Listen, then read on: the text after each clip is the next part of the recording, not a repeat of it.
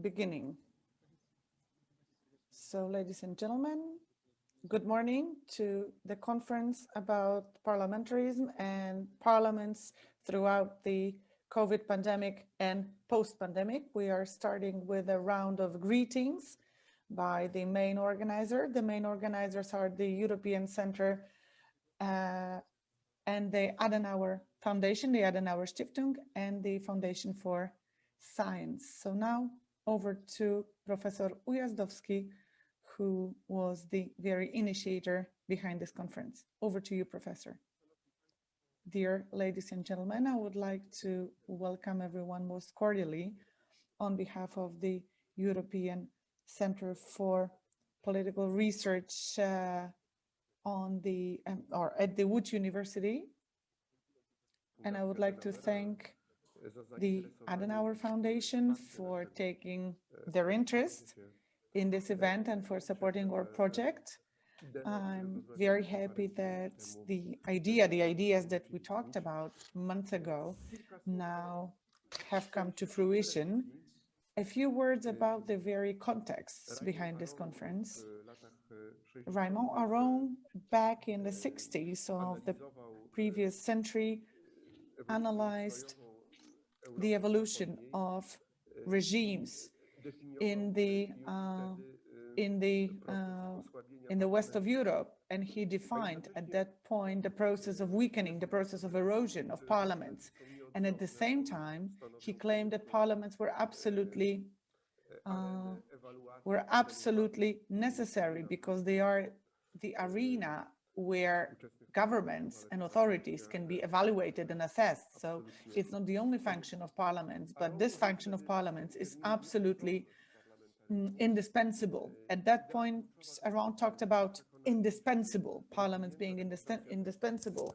And we believe that evolved parliamentary or constitutional democracies are practicing very real functions of parliaments without questioning or challenging the stability and efficiency of governing. We are right now between Polish, French, and German speakers, which of course is not the full reflection of what's happening in Europe linguistically and culturally, but still, I would say it's a very relevant and a very important comparative perspective. In the very heart, or at the very heart of our reflections, there is a certain balance or there is a certain comparison and analysis of what's been going on during this pandemic or what was going on during this pandemic. We're very interested in what our French and German colleagues have to say and how they see the way their parliaments worked during this pandemic. In both these countries, there were reforms for strengthening the position of parliaments, like the whole cooperative federalism in Germany is based on that, and the constitution of the Republic of France from 2008, this reform was also aimed at strengthening the role of the parliament. So we're very curious about what you can say in hindsight about how the parliaments worked throughout the pandemic. And well, our Polish perspective, we believe that after communism fell, or parliamentarism evolved in a very unique way. It was very strong during the 90s, where, well, the Polish Sejm and the Senate, so the lower and upper houses of the parliament, were part of our political transformation, and they took us to the to independence. And then our parliament became more and more marginalized in 2015. After drastic actions from the current authorities, we could say that the Polish parliament, especially the lower house, the Sejm, is like a muted arena and a very weakened institution. Another big topic that we will be discussing is trying to evaluate what European parliamentarism experienced during this pandemic. This pandemic actually very much imposed restrictions on constitutions, on parliaments, and it's very interesting to know how parliaments tried to defend themselves from their loss, a certain loss or a restriction of their role, and how they were trying to deal with it. And of course, another topic that's going to be very interesting, especially for anyone who is an EU member, and it's something that has to be at the very heart of our debate, namely the role of national parliaments in the EU policy, how participation and the fact that we're all EU members, to what extent it's opened new ways that parliaments can be present throughout our countries. So I would like to welcome our French and German guests, of course, Polish guests as well. We're talking about scientists, politicians, and we're all here in this Weimar triangle, so to speak, and we're hoping that we will have some sort of a European angle here. I would like to also express my belief that this conference will become not only a place where we evaluate the positions of parliaments and the roles of parliaments. I hope that during this discussion, during this conference, we will also try to come up with new ways of evaluating, assessing parliaments and their roles and their positions that are so important for evolved constitutional democracies. So referring to Raymond Alon, pluralist and constitutional democracies. So this is it from me. And now over to our moderator for the first panel. Thank you for being with us, everyone.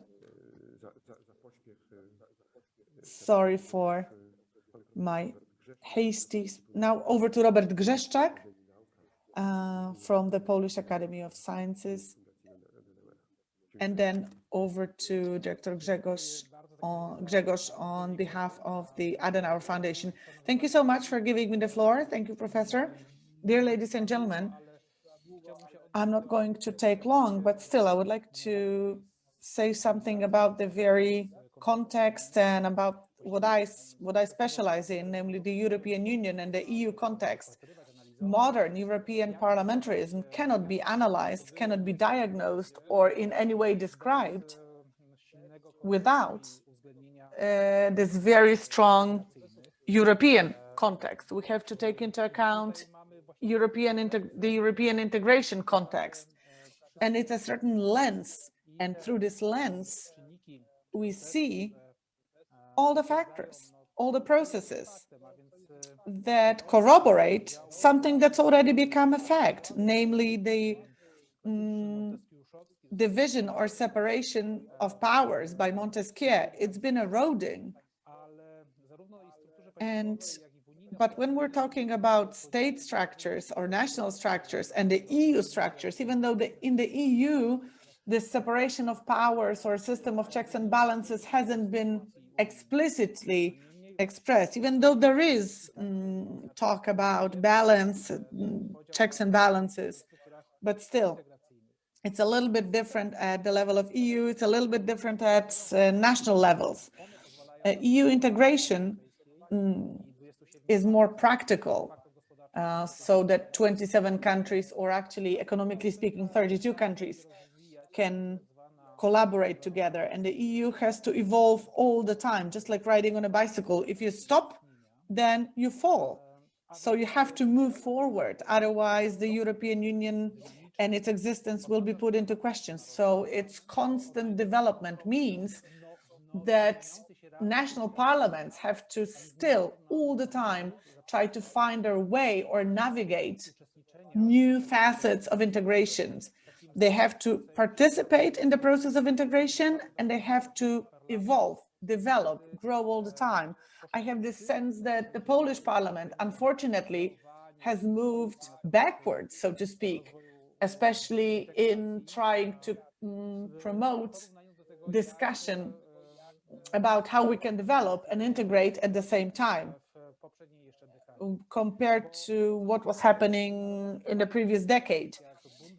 National parliaments like Bundestag or Bundesrat or the French parliament or the Polish parliament, Sejm and Senate, their basic role is to collaborate with the European Commission, the executive, right, who submits or communicates documents. And of course, parliaments represent the subsidiarity principle.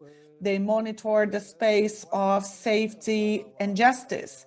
And what this pandemic has shown us is that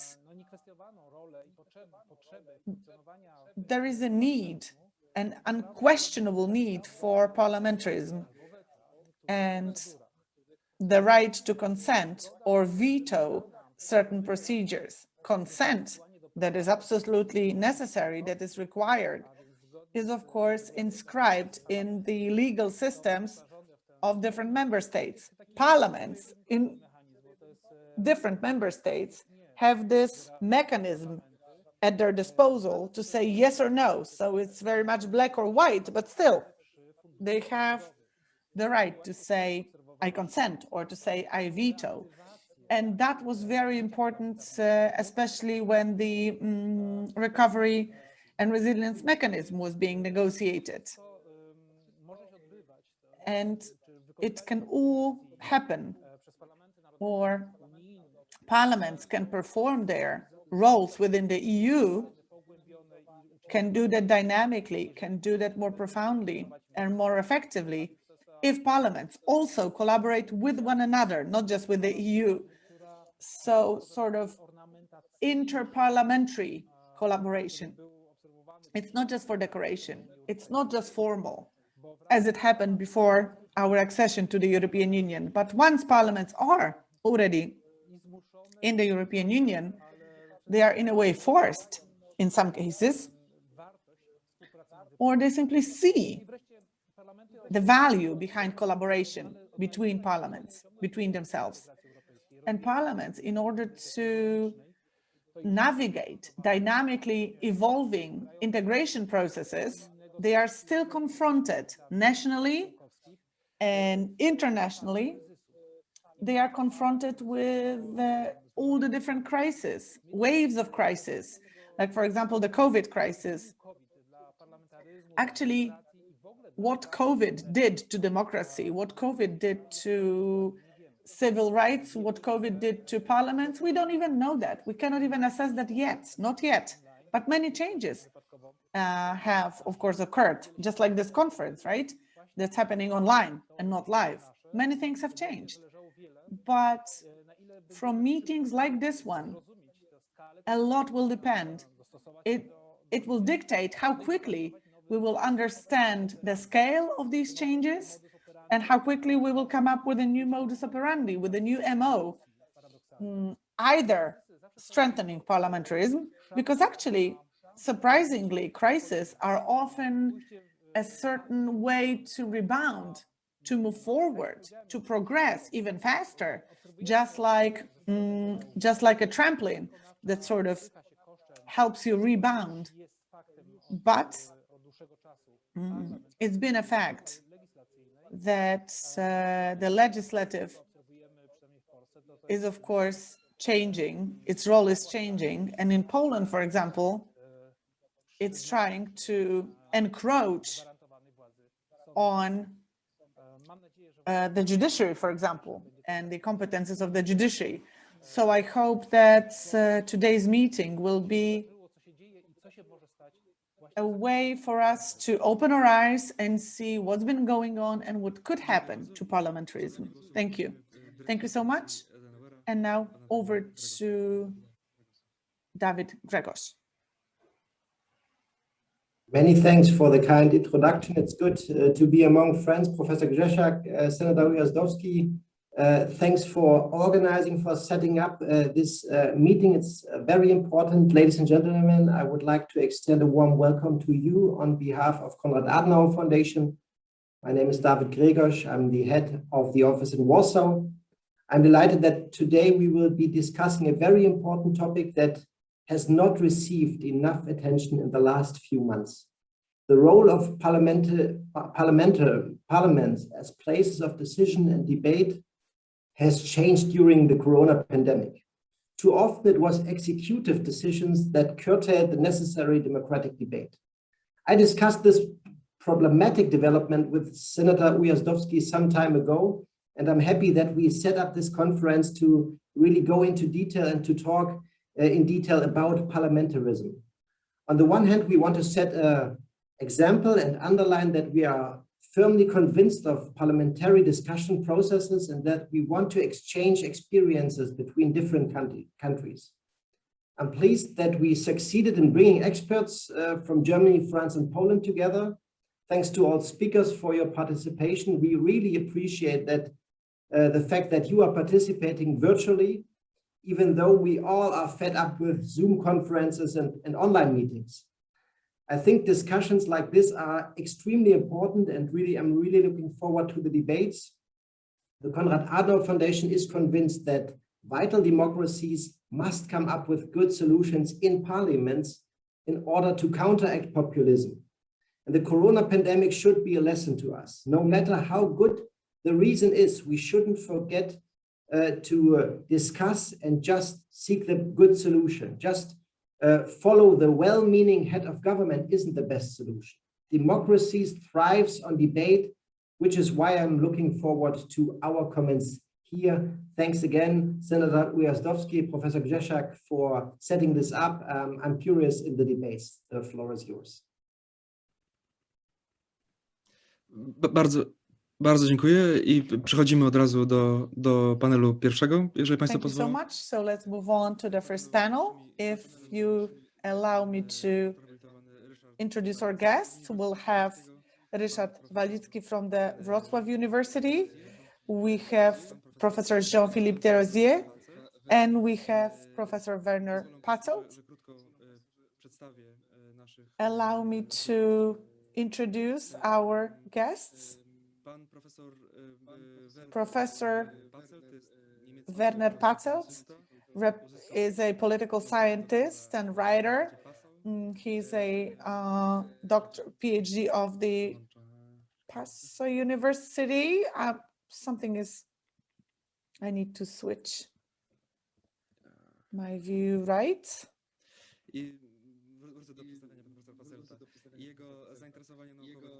Let me go back to the introduction of Professor Patzelt.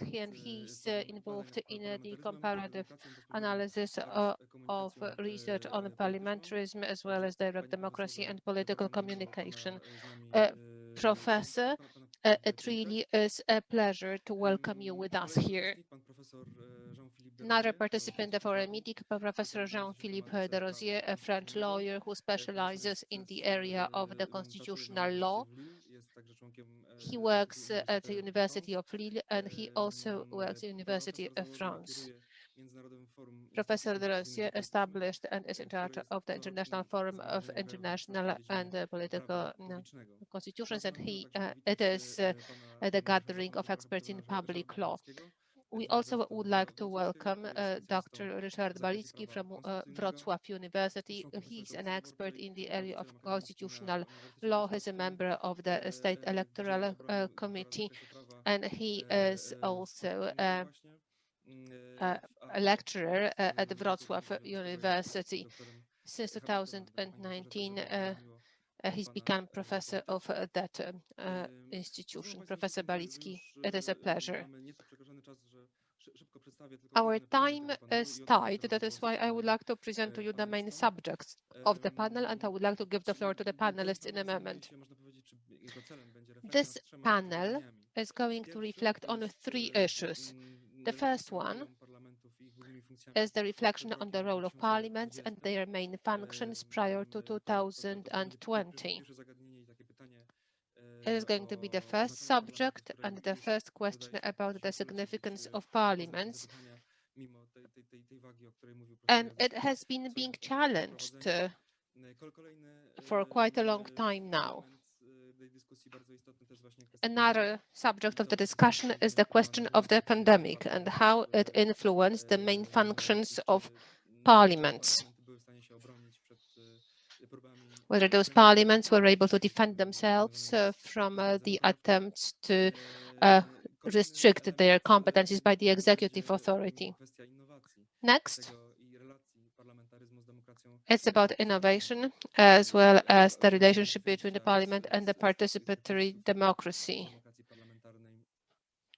as a possibility to move on. And now, without further ado, I would like to give the floor to Professor Balicki. Let me start with Professor Balicki. Thank you very much for that. Let me start the presentation.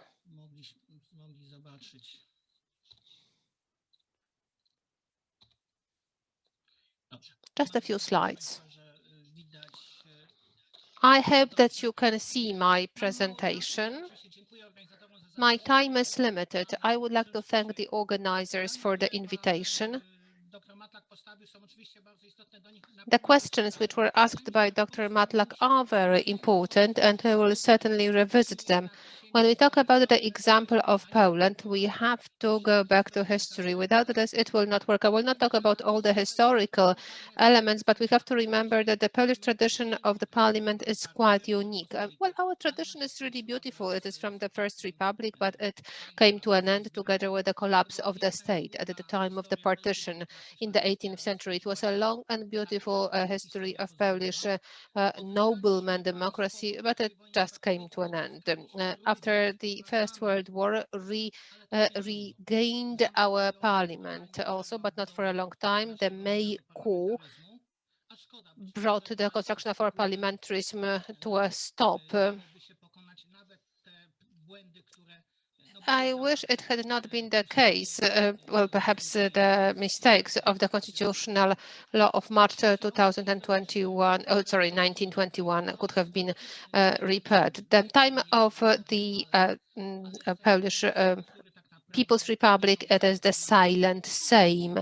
It is the same which existed, but it didn't have very much to say except for the historical moments when a few times members of the parliament could speak their mind, but it was an exception and not a rule.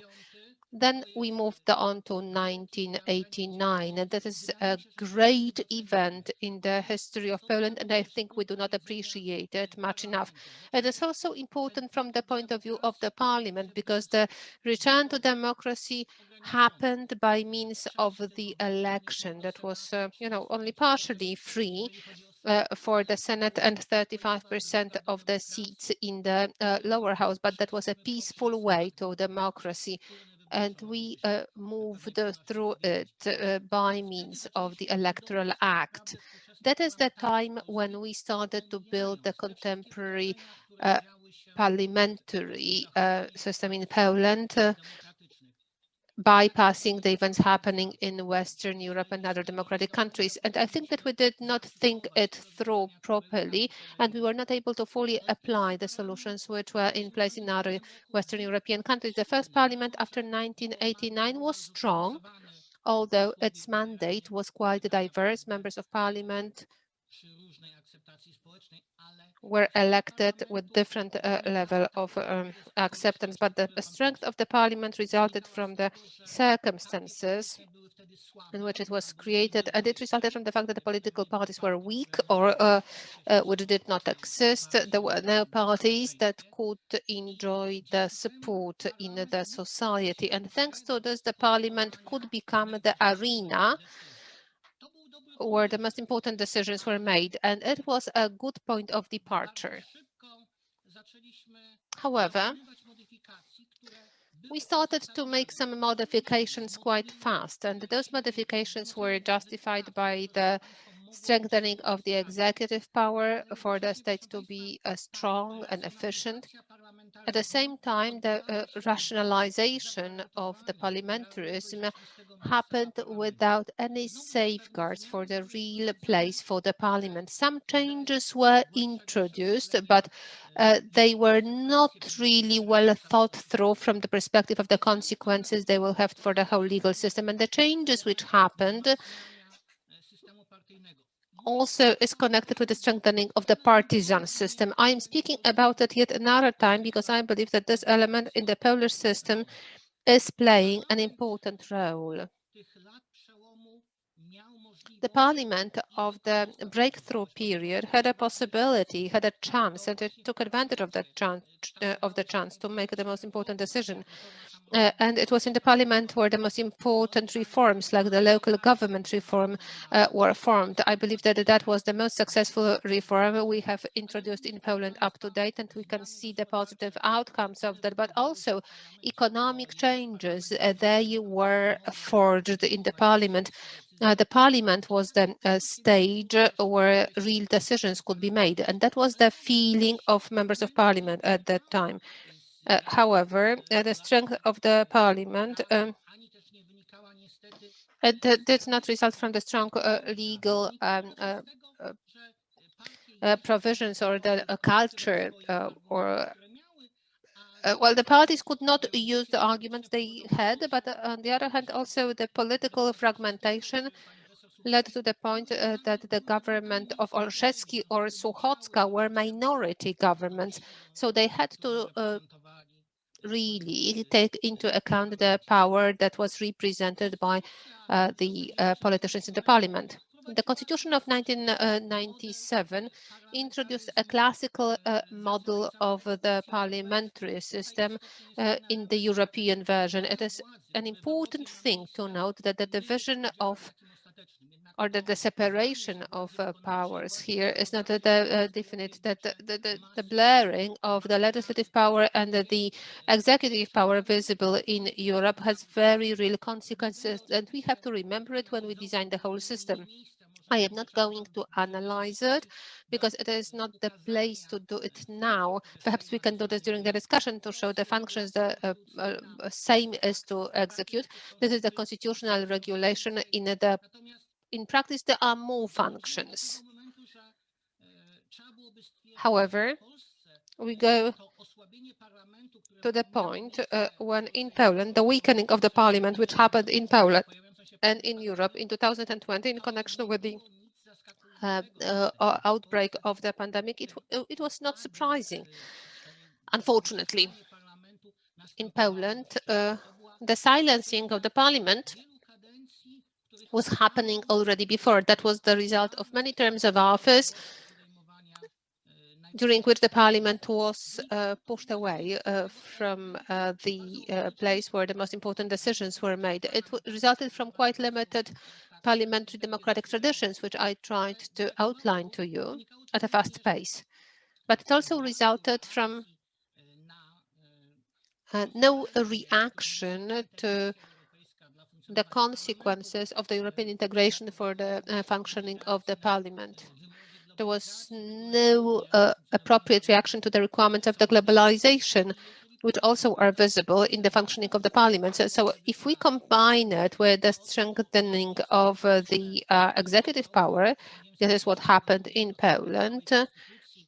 Starting in 1992, the interim constitution through the changes that were introduced, in particular in the period of 1995-1997, about the administrative center of the state. That was the that was the structure that then Prime Minister Leszek Miller dreamt about, because he wanted to create the model of the government with the Iron Chancellor, thinking about himself. But if we combine all of that with the authoritarian or the leadership-based model of the management of the political parties, we bring it to a conclusion that the parliament has become very weak. Before 2020, and in the case of Poland, before 2015, the limitation of the parliamentary debate was quite visible back then.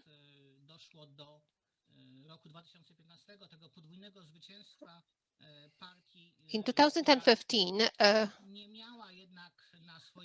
when the party, which did not really have democratic slogans on its banner, when that party won, it led to a constitutional crisis. I am not going to outline all the consequences of what happened after 2015, but briefly speaking, the parliamentary debate is now totally fictitious. The addresses in the parliament were limited to seconds only. Those were debates about the most important national issues where parliamentary caucuses had just several minutes to speak about it. It was not a debate, it was fiction. The word parliament, which starts from the word parlare, I mean, speaking, it stopped playing its role. It is not the arena where decisions are made, but it also stopped being a place of debate.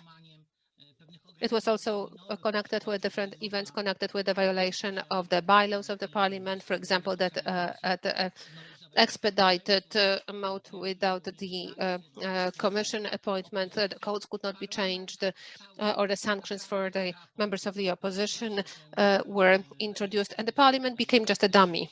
I have to tell you that I wanted to put here a picture of a puppet, but well, I didn't go that far.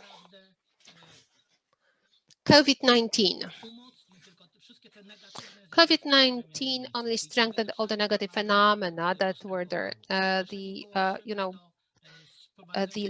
marginalization of the parliament moved on. If we connect it with the introduction of the remote work, that introduction of the remote work took place without the universal approval from everyone in the parliament. That was about the imposition of the decision, and it was very fast taken advantage of by the ruling party. In the first COVID law that covered the amendment of dozens of legal acts, in the middle of the night, there was another item that was imposed on it, that was the amendment of the election code.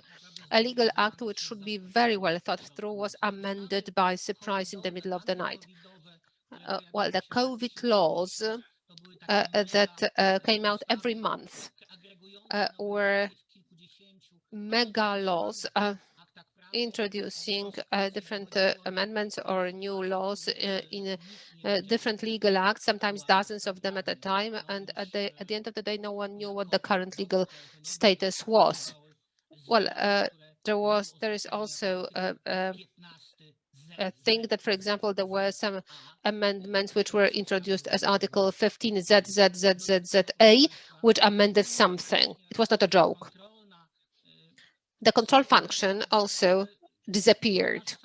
There are some solutions which are imposed by the parliamentary bylaws, and they are not observed. For example, when there are questions asked of Prime Minister and ministers, they do not give any answer to that. Why? Because just like that, they don't. If we connect it with the possibility of summoning the committee, and the committee can be summoned only with the consent of the Speaker of the Parliament, so we have just one uniform ruling bloc which controls the whole Parliament and the decision-making center of the state. In our case, all those negative consequences of the pandemic were just the reinforcement of all those bad phenomena that were happening before. I think that my time is slowly running out, so I would like to look for conclusions. I did not answer all the questions that you asked, Dr. Matlack. I hope that we will talk about it during the discussion, but when we look for conclusions, we can talk about them in two ways. First of all, we can optimistically say that this phenomenon, the weakening of the parliament, is nothing strange.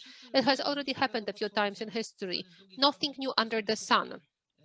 On the other hand, on a pessimistic note, we have to be aware that contemporary hybrid regimes are constructed on slightly different rules than the earlier authoritarian model. That is why we have to keep in mind that we are building a new state which is functioning a little bit differently than what we have been used to up to date. Well, I would like just to respond to a question connected with the use of democracy and participatory democracy. In the Polish case, unfortunately, it is limited. It is limited to, and we have now to remember about the Senate, and I hope that there will be an opportunity to speak about it. For a few terms of office, the Senate was sort of obsolete. But in this term of office, it showed that it is able to find its role and its place. We could start here an extensive discussion about the design of the Senate as such, but it is not the right moment to do it. To sum it up, we are at a time of incredibly important changes which are happening at the parliamentary platform. In the Polish case, it is much broader because this is the problem of the constitutional crisis in which we are. In Poland, the changes which were being introduced were only an element which strengthened all the negative decisions which were made earlier. I would like to apologize to the moderator for speaking for a little bit too long. Thank you very much. Thank you. And now I would like to invite Mr. Jean-Nofi Pedrezier to speak.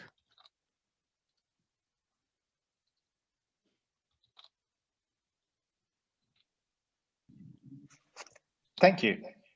Thank you very much for giving me the floor and for inviting me to this conference. I thank you, Senator Ujazdowski, for his invitation, and as well my colleague and friend Katarzyna Kubuś to putting us in contact. And I'm very pleased to be here in Warsaw for this conference on the indispensability of parliamentarism, parliaments before and during the pandemic, and a special focus on the French Parliament. Few words of introduction. The French Parliament is bicameral. We have two chambers.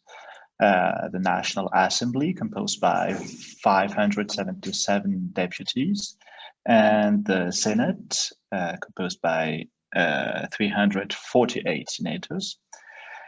The National Assembly is directly elected by the people for a 5-year term.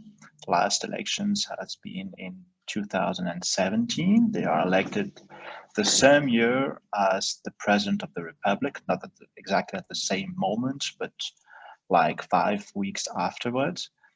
And the direct election of our president gave an input and an impact to the election of the legislative, so that since almost the beginning of the Fifth Republic, 1958, and actually since 1962, since the president is directly elected by the people, we have what we call the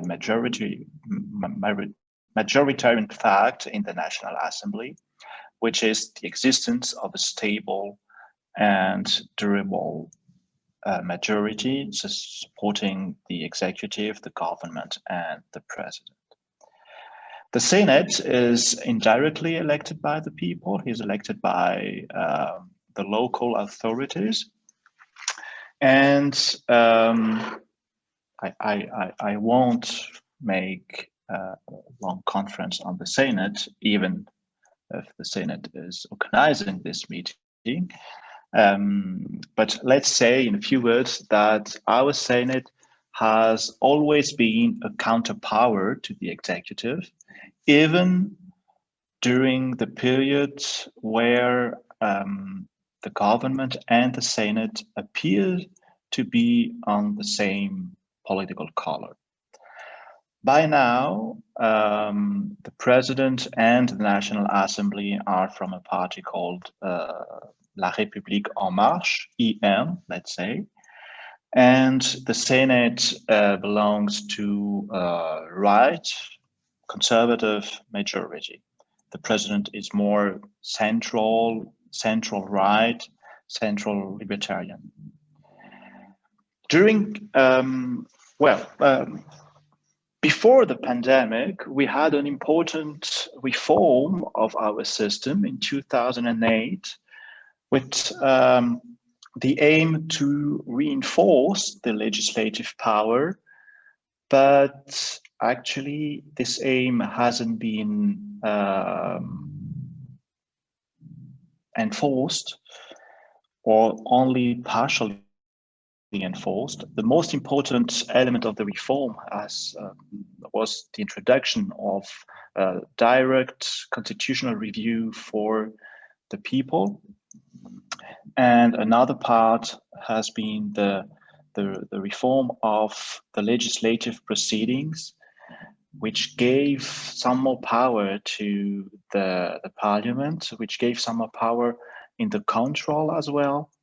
But anyway, the Fifth Republic is a regime in which we have a very strength of the executive. That was the initial aim of this this regime, of what General de Gaulle wanted to implement it in France.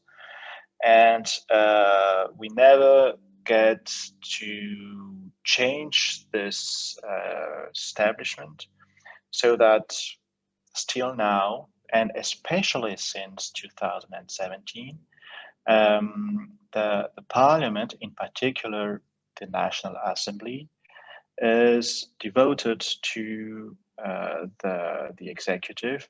Why do I say especially since 2017? Because in 2017 we had an important renewal of the National Assembly with lots of new deputies, which had no idea of how the National Assembly and the Parliament were functioning, how you can pass a law, how you can enact an amendment, how you do question time, and so on. They learned to do it, but of course, when you have 10 years experience, it's completely different as when you are just new in this assembly.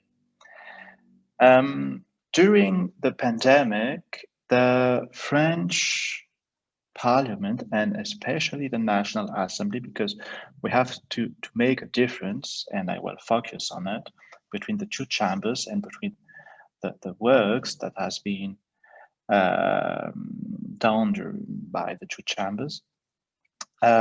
So generally, the French Parliament, and especially the National Assembly, has been put under kind of respiratory assistance and was almost, let's say it, almost on respiratory arrest.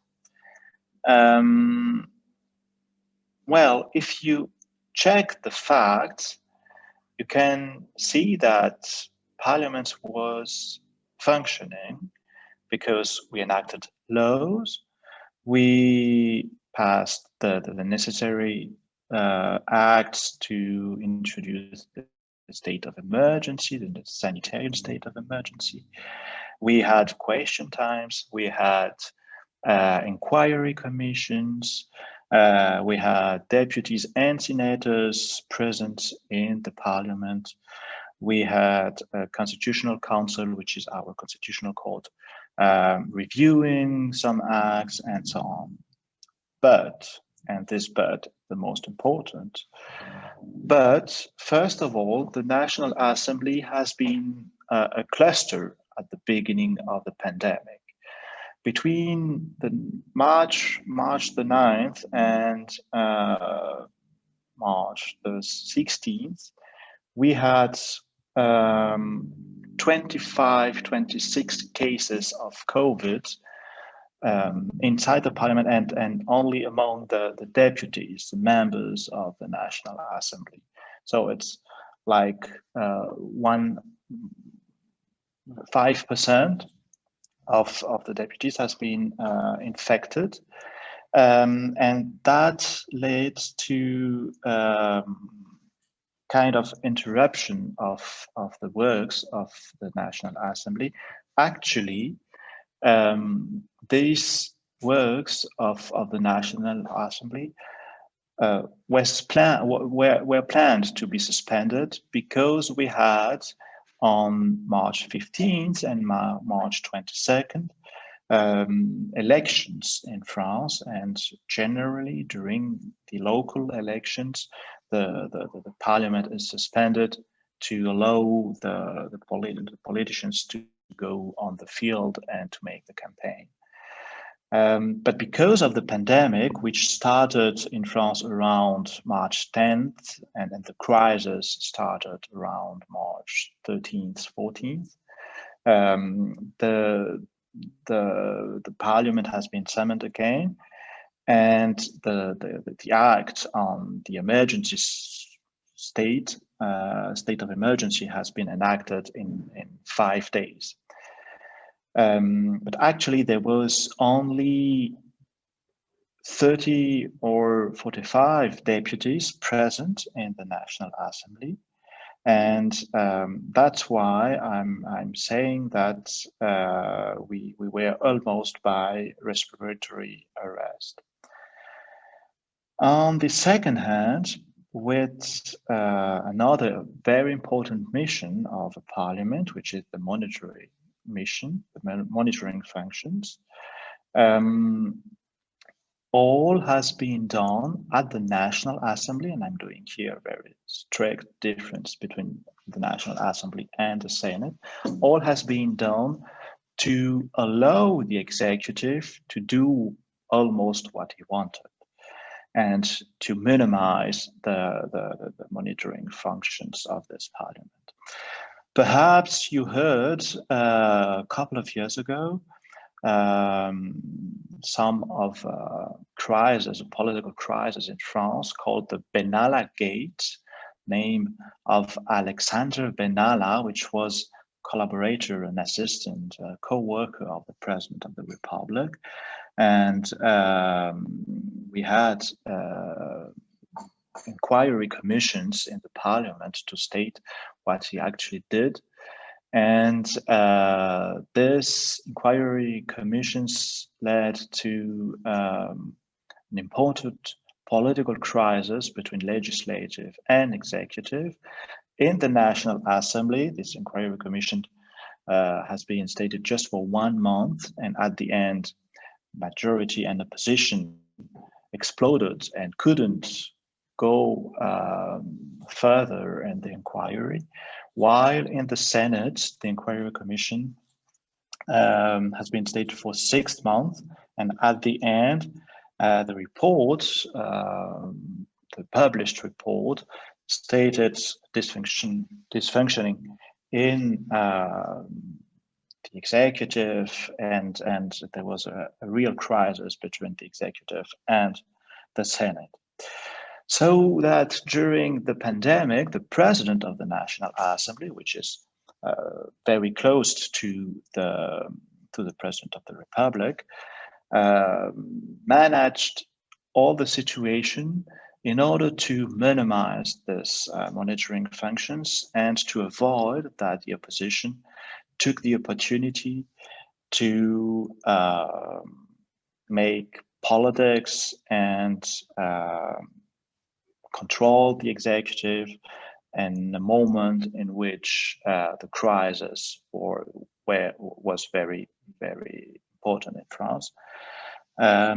Anyway, this is during such crisis, and I guess we could everyone agree on this, that the pandemic was one of the most important world crises of the last decades. If not the last centuries. It's the first time in history that half of the world population has been confined at home without any authorization of going out, or very exceptional ones. It's the real moment in which Parliament and the national representation has to be present and monitor the executive. This is what the Senate tried to do, using the prerogatives and competences of his ones, and he could implement inquiry commission, or better said, inquiry missions inside the standing committees of the Senate, which was actually a very good way to monitor the executive, because it was sectored in every area of this standing committee. There was different missions composed by few senators, monitoring what the different ministers were doing. Might it be the Justice Ministry, the Sanitary Ministry, the Prime Minister, of course. And all of this led to 2 reports of the Senate, which pointed out that executive, of course, did his best to manage the crisis, but it could be more anticipated, and we can always do better than we have done. It could be better managed by the couple, president and prime minister. I could add lots of things about how this this crisis has been managed, especially talking about what we call the Council of Defense and the problem of lack of control on this Council of Defense. But perhaps I will stop here after a few words and come back on it during the discussions. Thank you very much.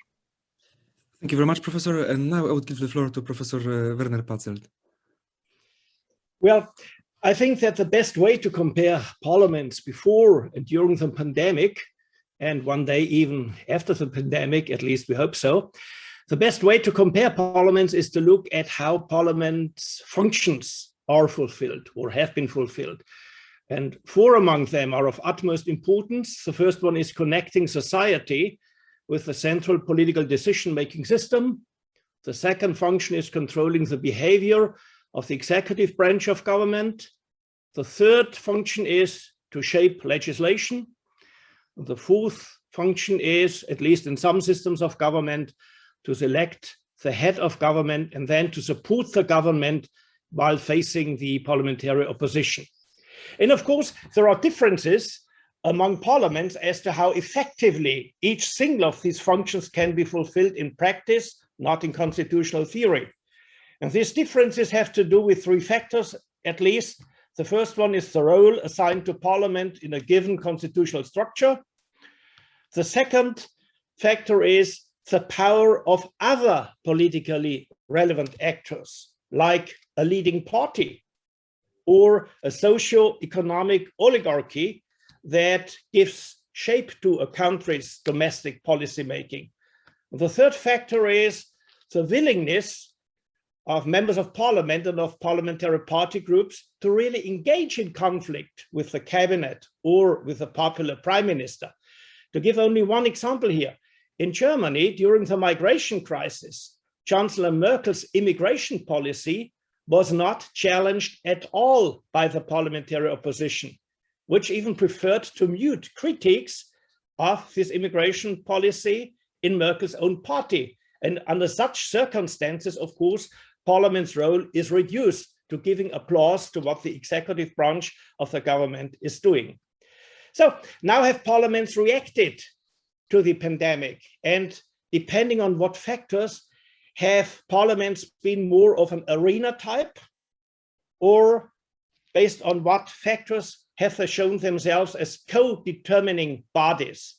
Well, here I want to extend my analysis beyond the German case because now quite relevant comparative international data are available now, and I will show you some of the results of these research that we have done as a group of researchers from the Research Committee of Legislative Specialists of the International Political Science Association. We've done a survey among 27 parliaments around the world on how they have reacted to the pandemic.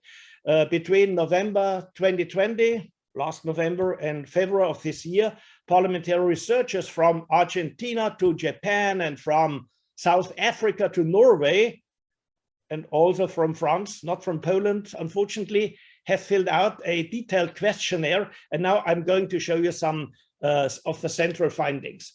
First, how did parliaments react to the pandemic initially?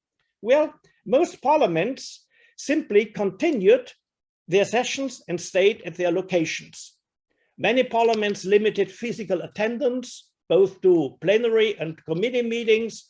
Many of them changed seating arrangements. Many parliaments have adjusted the rules to the new conditions. Social distancing requirements were usually accepted by members of parliament. And in order to reduce physical presence, even more parliaments than prior to the pandemic distributed parliamentary proceedings digitally and started to use video testimony to committees. And online participation in plenary debates and in committee meetings was practiced much more frequently than before the pandemic. So on balance, the pandemic has pushed forward already initiated processes of digitalization in many parliaments. Let's come, after this brief look at the structural changes, let's look at the parliamentary functions. As to electoral functions, we can see that on balance, nearly all parliaments, all 27 parliaments under study, were able to fulfill the electoral function just as in pre-crisis times. Let's come to the legislative functions. Less than half of the parliaments declared a state of emergency. And in most countries, there was legislative continuity in all policy areas. In a majority of parliaments, of course, more legislative work was required than prior to the pandemic, in particular when it came to health policy, to the economic consequences of the pandemic, and to some other policy areas. So business as usual with special accents because the matters to be dealt with were changing during the pandemic. Let's come to the oversight function of parliament. In most countries, no changes in the parliamentary committee structure were made, yet in many parliaments, special committees have been installed to deal with the crisis. Most of the available oversight instruments were used quite intensively, like debates on the floor, question time, oral questions, written questions to the government. And there are interesting intercorrelations between the different instruments of parliamentary control and the reactions of government. There were, after all, two groups of parliaments. Those where most oversight instruments were used quite intensively, and those parliaments where this was not the case. And there was a group of countries and parliaments where the governments tried to evade parliamentary oversight, and a group of countries and parliaments where this was not the case, that parliament tried to evade parliamentary monitoring. Let's come to the communicative and representative functions of parliament. In most countries, communication efforts by parliamentary leadership increased, whereas such efforts remained at the same level on part of individual MPs, on part of parliamentary party groups, on part of parliamentary committees, and of course of the parliamentary administration. So parliamentary communicative leadership was mostly done by parliamentary leaders, like the chairpersons of parliamentary party groups. Many parliaments, however, tried to communicate specifically their roles in crisis response, showing that the parliament as an institution is involved in this, in the management of this pandemic, and most of these parliaments really got media coverage on that. As to individual MPs, in most countries, they continued more or less just as in normal times, the district work and the party work. Of course, substituting face-to-face meetings quite often with Zoom meetings. Let's now come to the public reactions to governmental COVID-19 measures. And since parliaments have to give expression to sentiments, to feelings, to interests of the people, the reactions of the population are important for parliamentary activities. So we saw that in most countries, there was a broad public support for governmental COVID-19 measures at the beginning of the pandemic. And after 6 months, this support had clearly declined.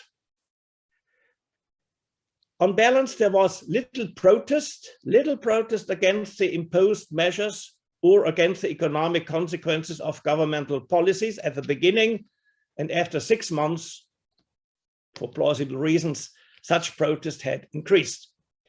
Among the consequential reasons for protest were, in particular, limitations to the freedom of assembly and to some degree, resistance to limitations to the freedom to work set by the government as a reaction to the pandemic.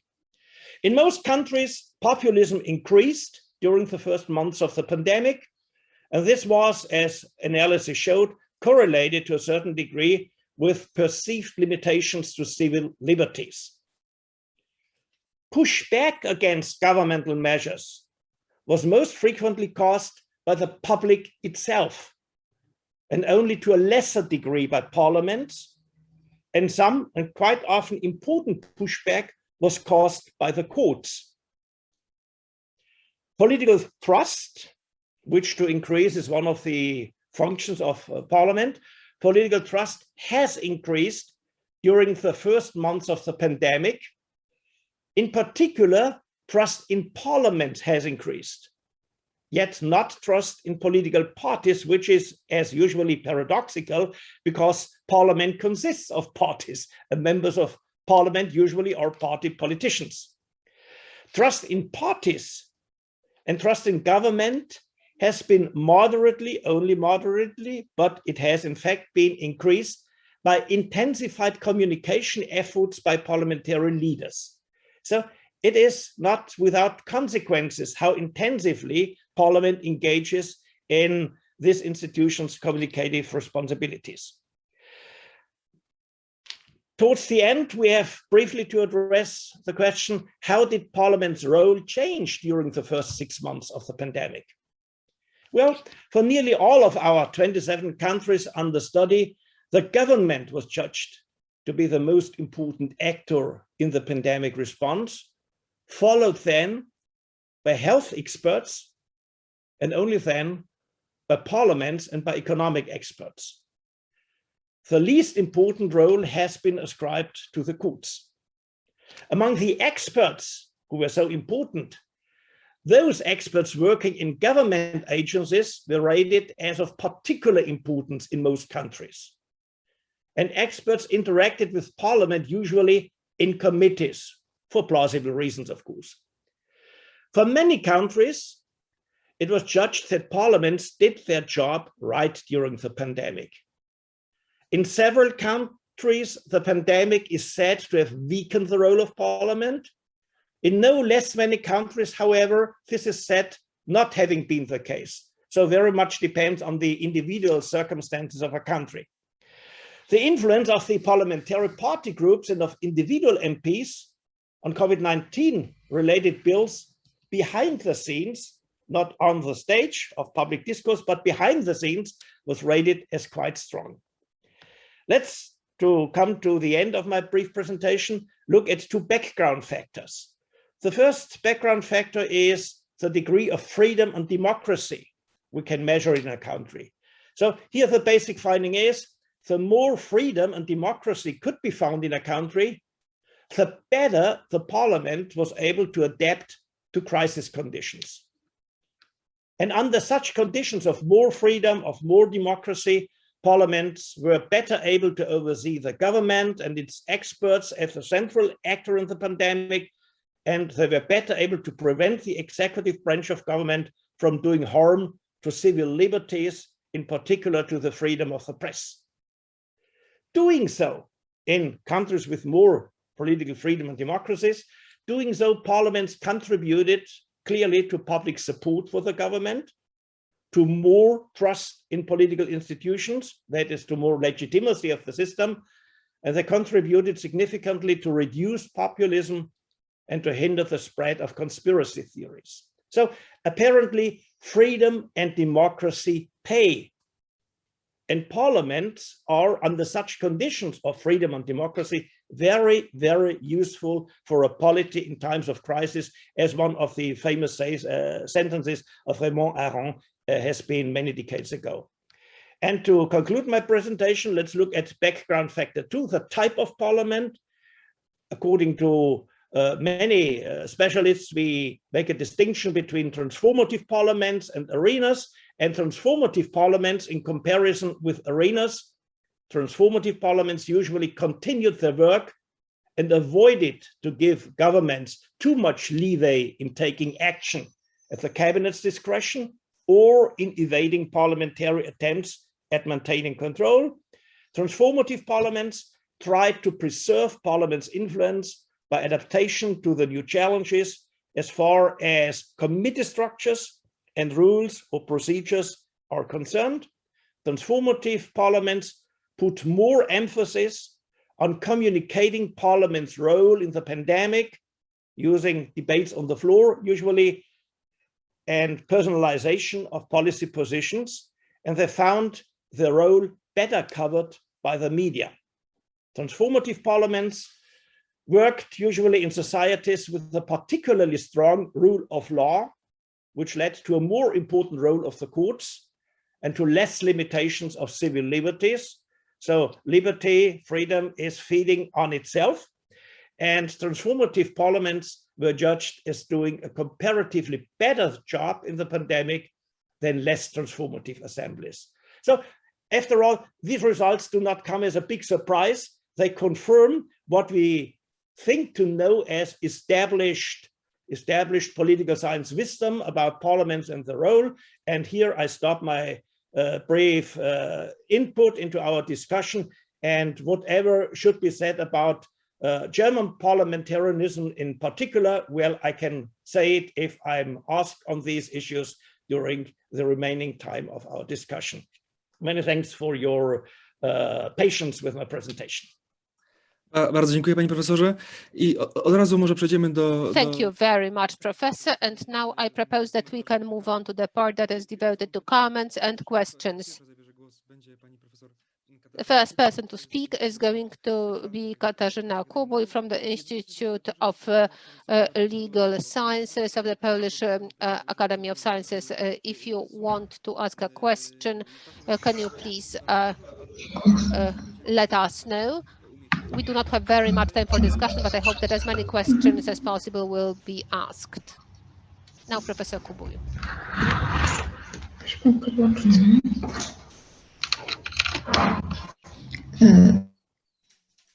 Państwu, czy mnie słychać teraz?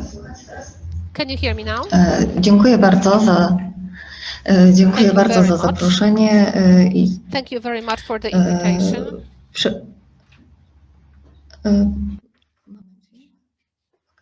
Just a moment.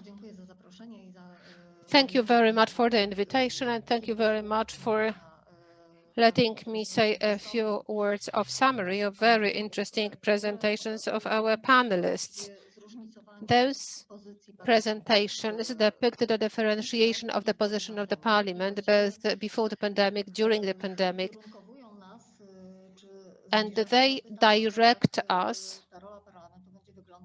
towards the questions about the role of the Parliament after the pandemic, whether we are going to refer to what happened before, and whether that difficult period, not only for the societies, but also from the perspective of the functioning of public institutions, will have a significant influence on how what the parliamentarism is going to look like. What was stressed here and what was said here is that the pandemic showed that the pandemic released. No, let me put it differently. It became one of the most important crises, but not only from the point of view of the functioning of the states and the societies, but also institutions. That is why a question that is to be asked is about the state of democracy before, during, and after the pandemic. This is what our panelists talked about. It is clear, in particular in the case of Poland, when the weakening of the parliament was observed much earlier, the time of the system transformation, which reinforced the role of the parliament, was conducive also to the weakening of the parliament in some circumstances, and the pandemic just completed the whole process. The situation is different in the remaining countries which were presented. But looking at the Fifth Republic, we can see that some of the issues connected with the role of the parliament were visible still before the pandemic, already in 2017.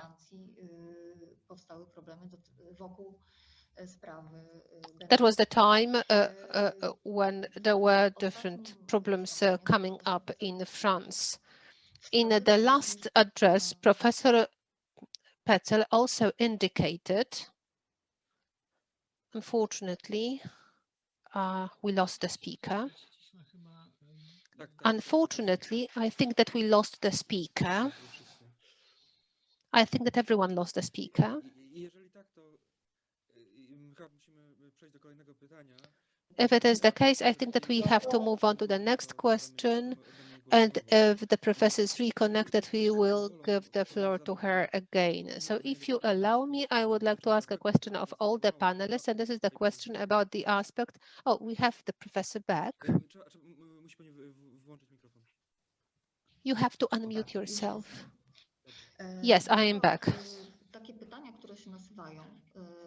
That is why the questions that may be asked and the questions I would like to ask the panelists are the following. Can we consider that the weakening of the parliament during the pandemic, is this weakening of the parliament during the pandemic equal to the weakening of the democracy?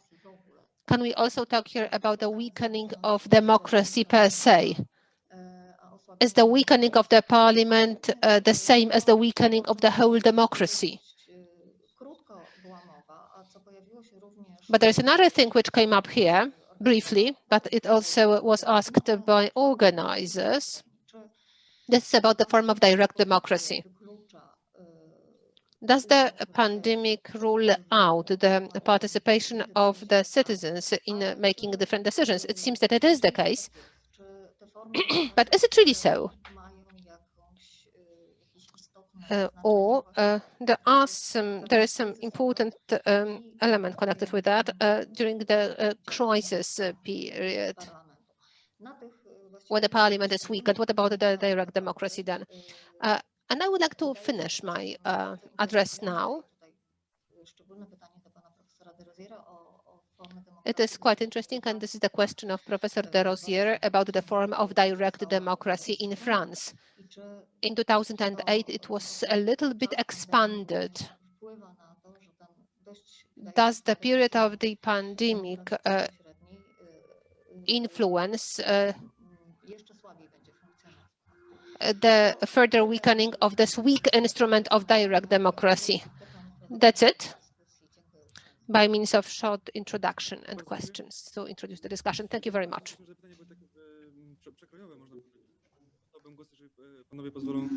And now, if you allow me, Professor de Rosière is asked to answer the question that was asked of Professor Katarzyna, and then I would like to move on to Dr. Balicki and then Professor Patzelt. Professor de Rosière, this is the question of Professor de Rosière. There was a question of Professor de Rosière. Yeah, thank you. Thank you very much. Well, there was two questions. One general about the weakness of parliament and weakness of democracy, and a second one more focused to France. To answer the first one, I think the episode of pandemic was quite different of the general situation of our democracy, even if it's not disconnected. Of course, we are passing through a kind of crisis, which I call a crisis of trust, crisis of a lack of trust from the people into their institutions, and in particular the parliament. This is particularly visible in France, with an abstention very strong, unfortunately, and with this episode of the yellow jackets you have probably heard about here, even here in Poland, which was just before the pandemic, and the pandemic could stop this crisis of the yellow jacket. Anyway, what happened during the pandemic concerning the institutions and in particular the parliament, this almost respiratory arrest and all this situation I focused on during my presentation is disconnected from this general situation of the democracy and of the French democracy. But I think that one point of bad management of the crisis, of the pandemic, of the sanitarian crisis in France and probably in many states, is the lack of trust of the people into their government and the government. The government in France decided to manage the crisis with authority. I mean, with unilateral decisions. You are locked down, you are confined into home, and you have no choice to discuss it. For example, in France, the general confinement of the population has never been discussed in the parliament. Never, never, ever. Even if it was dealing with the confinement of 67 million of inhabitants. It has never been discussed by the national representation. It was an authoritarian decision of the president and the government. And of course, the parliament could question this decision, could even distrust the government, but it didn't. Anyway, that's the first point. The second point about the direct democracy and the participatory democracy. This is also disconnected from the pandemic, of course. In 2008, we amended the Article 11 of the Constitution, which is regarding the referendum, allowing that people can introduce a referendum if the referendum is supported by 1/5, 20% of the members of parliament, meaning 185 members of the parliament, senators and deputies together. We had one initiative in 2019, so before the pandemic, on an issue which is concerning well, I won't get into it because it's very specific, but it was the first one, so it was a little buzz, and it was an initiative by the opposition to the government during the discussion of an act, and to try to avoid one point of this act to get its aim, and that the referendum couldn't be organized. The conditions were not put together, but the opposition has won, so to say, because this aim has not been successful.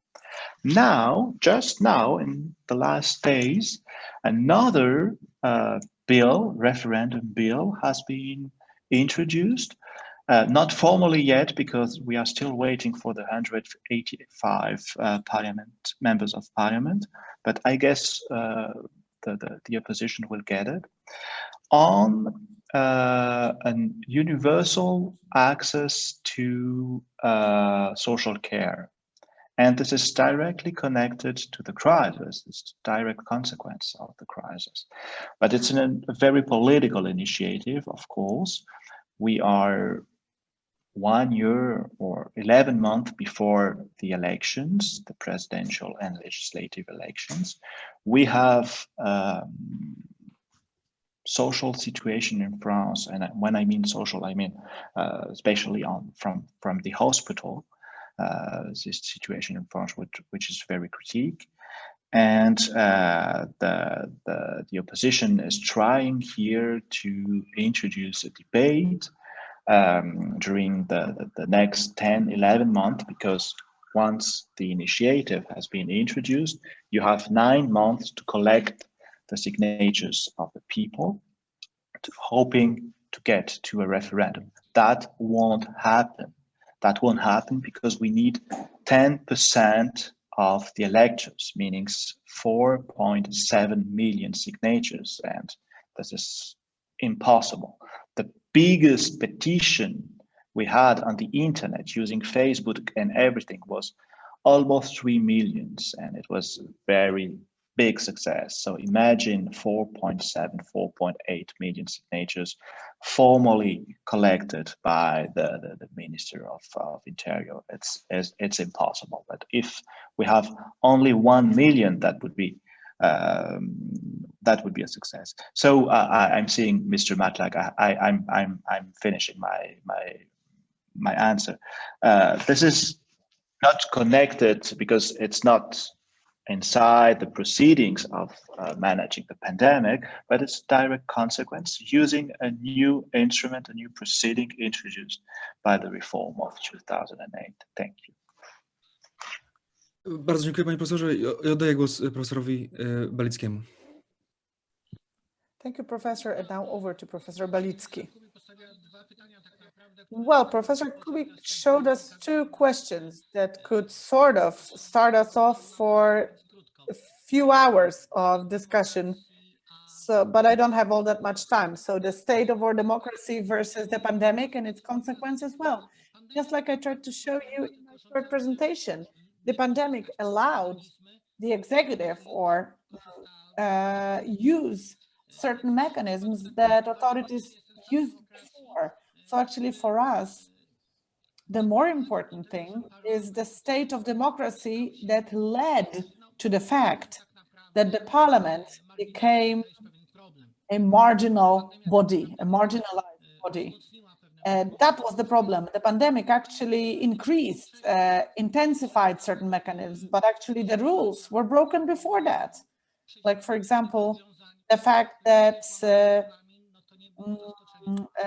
all the principles, all the bylaws that were broken for the sake of the fight with pandemic, well, things like this were happening even before the pandemic.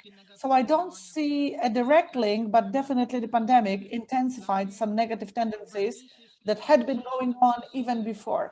To me, the more important thing is to realize that we need to design some solutions for the future, design solutions that will allow us to avoid a situation where parliaments are marginalized.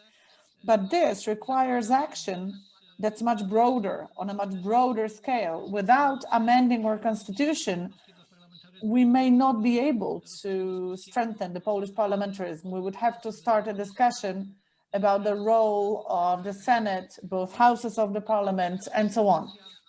Secondly, the pandemic and direct democracy. Sure, indeed, technically speaking, practically speaking, direct democracy is more difficult to enact, if not impossible, due to health reasons, right?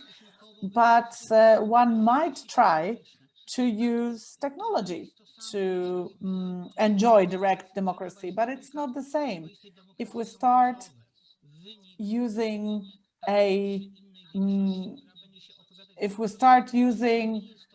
democracy by polls or democracy by survey, that's not the same as trying to compromise, as trying to find common ground that everyone can live with. Direct democracy has to be used when people also have direct contact with one another, because otherwise it becomes a substitute, it becomes a prosthesis. It is prosthesis, this remote democracy. Like, for example, when participation budgets were introduced in Poland, giving people to the opportunity to participate in their local budgets. But actually, it was without a debate between inhabitants. So it was more of a prosthesis, an illusion of participation. Now we're trying to introduce some more debates, some more public hearings. But anyway, the pandemic is a difficulty. We have to deal with it, of course, but the most important thing is to design solutions for the future, solutions that will enable us to function in the future regardless of whether we are in crisis or not. Thank you so much. And now over to Professor Petzold. Your last word in the session. Please be brief if you can. I will try to do so. To the first question, whether weakening of parliaments would be the same thing like weakening democracy. Well, it depends. It depends. There is no necessary linkage between both of them. It is clear that a time of a crisis is a time in which the executive branch of government is called to do its specific duty, taking measures, being rapidly in the reactions to the crisis. And therefore, in such times, there is no much time for lengthy parliamentary debates from the plenary to the committees, back to the parliamentary party groups. Of course, this is, as we put it in German, the hour of the executive. And of course, this can bring a political system onto the route towards authoritarian regime. And here, the important thing is whether a political system is stable enough, whether institutions maintaining democracy are working well before the time of a crisis. Weaknesses in the democratic structure, in the constitutional structure of a political system become apparent in a time of crisis when the executive branch of government is called for action. And actually, even though we have quite a stable democracy and quite a powerful parliament in Germany, we have seen the same problem. The German Bundestag did not play the role assigned to this institution as an institution of monitoring government back at the time of the Eurozone crisis. It abdicated, so to speak. It left leeway for the government. It required a ruling by the Federal Constitutional Court to say to the Bundestag, yes, you have the right to interfere with the government. There is no need to simply give applause to whatever measures are taken. We saw the same during the migration crisis and during the COVID-19 crisis. The government of Germany actually consisted of the chancellor and the prime ministers of the 16 German states, without any significant role of the Bundestag for many, many, many months. So weaknesses in how democracy is played in the political practice become apparent in a time of crisis, and therefore it is important that in normal times we make sure that democracy is maintained by the proper cooperation of the different political institutions and by the willingness of parliamentarians to challenge government, and not only to say, yes, it's wonderful that we have a strong leader in the top executive position. As to the second question, whether the pandemic would rule out citizen participation, well, not necessarily, but in practice, we have to see in the time of the pandemic, there were no mass demonstrations, which usually get a lot of media coverage and therefore create a lot of political discussions, which are consequential for the political class. There are not so many opportunities, if at all, for direct confrontations of politicians with citizens, because everything goes virtual and so on. So this is limiting direct impact of citizens on the political class. On the other hand, in times of crisis, internet still exists and has even received much more attentiveness, has gained a bigger role than in normal times. But here, the new challenge occurs. In times of the pandemic, when everybody was at home and sitting in front of the computer, trying to find out in the internet what is the case and what is not the case, so many people, so to speak, felt at home only in their filter bubbles. In the news they were expecting to get, they felt so satisfied when getting positive reactions to their own opinions, challenges, warnings, and so on. Here, a society is about to get disintegrated along the different filter bubbles in the internet. And here, in a viable democracy, we need a lot of additional attempts to keep society, the virtual society in the internet, integrated, to establish discussions, joint forums of discussions of political adversaries, of people with different worldviews. But this was not happening, at least not in Germany, and here in many other countries, it did not happen as well. Here we see one of the weak points of our democracy. We are very much in favor of political participation. And if this cannot be done in person, it should be done on the internet, but we then need to hinder people to go only into their own opinion bubbles in the internet. And this is a challenge. We do not yet know how to stand it. And here we see some deficiencies of political participation in a period of pandemic. Bardzo dziękuję, panie profesorze.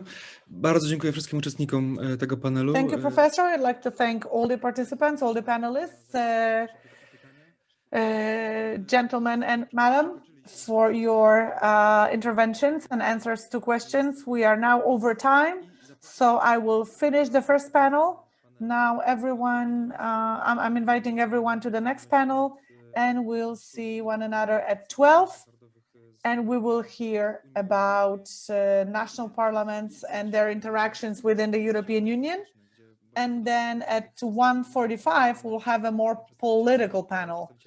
And we will ask questions to representatives of the Weimar Triangle who are more on the political side of things. So definitely this discussion, it requires continuation, and it will be continued in the two following panels. Thank you so much. And now let's take a break and see one another at 12 o'clock. Thank you.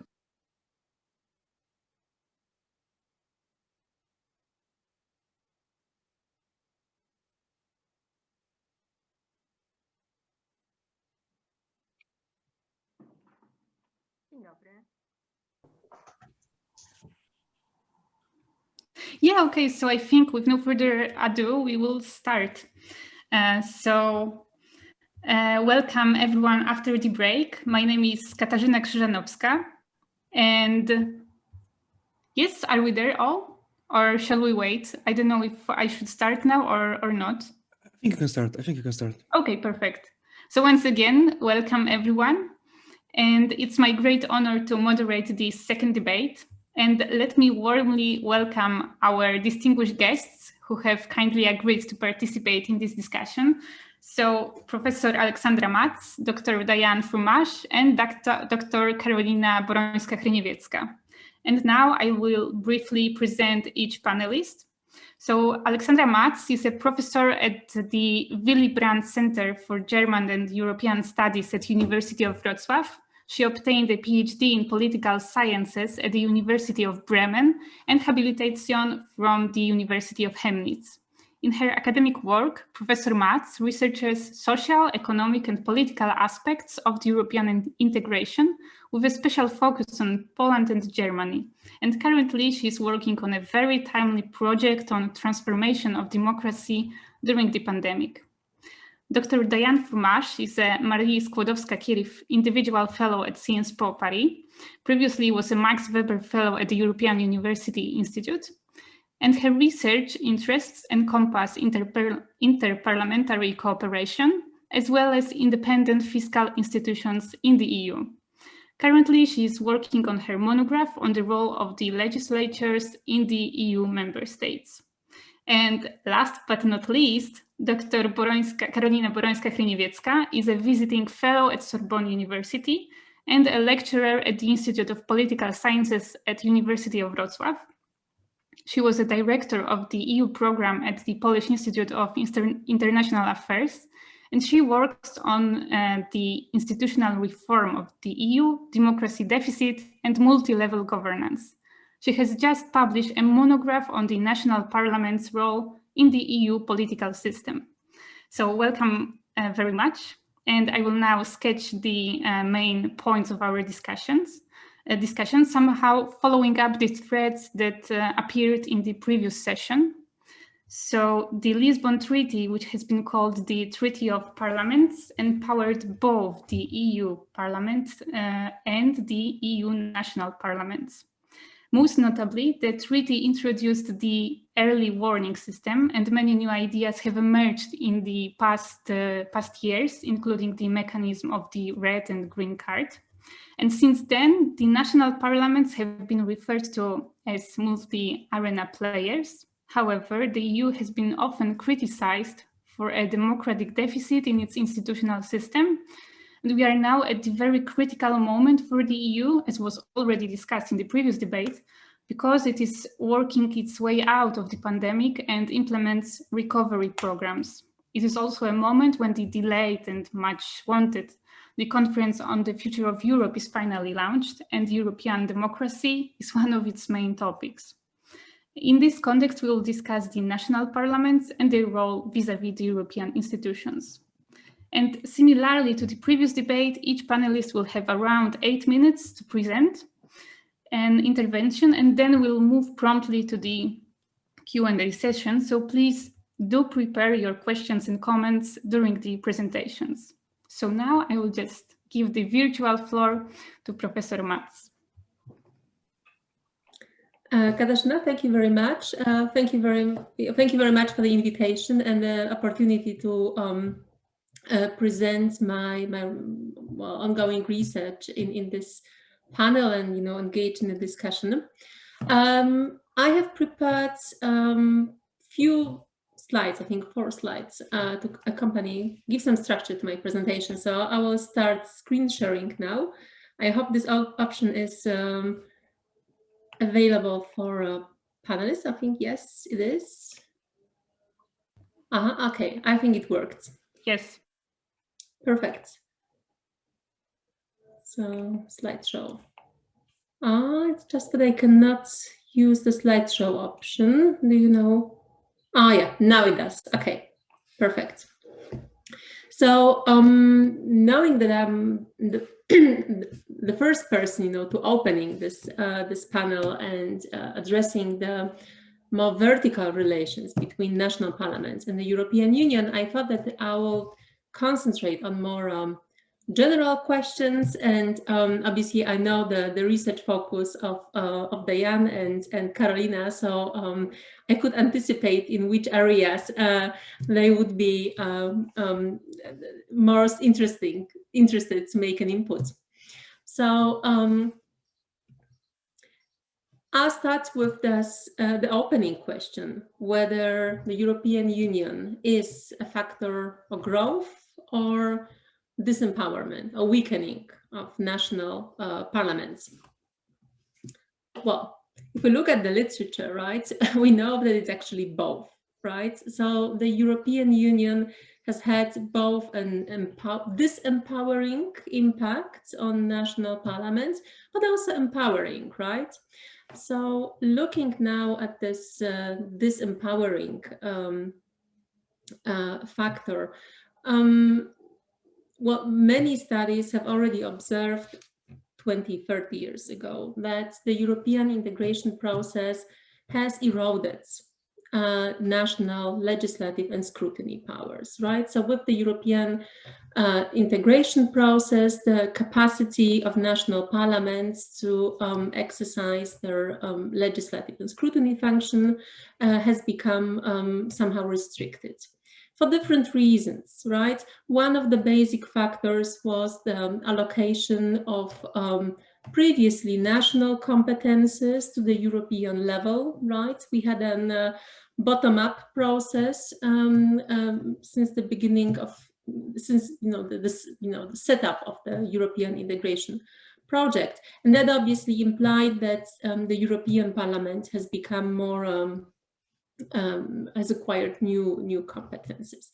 Now, regarding scrutiny, so the control of government, the increase of the qualified majority vote has decreased the capacity of national parliaments to hold their executives accountable, right? QMV was basically necessary, right, to take decisions in a more efficient way, but at the same time, it became more challenging for national parliaments to hold the government accountable, right, in an ex-ante process, right, obliging them to take a certain position at the European level, right, when the governments come back home and there is an ex post debate taking place, right? The only thing they could say that, well, due to QMV, we could actually our position could not be implemented, right? So these are the 2 examples how the European integration process eroded the capacity of national parliaments to legislate and control the executive. But at the same time, there was a top-down and bottom-up empowerment process.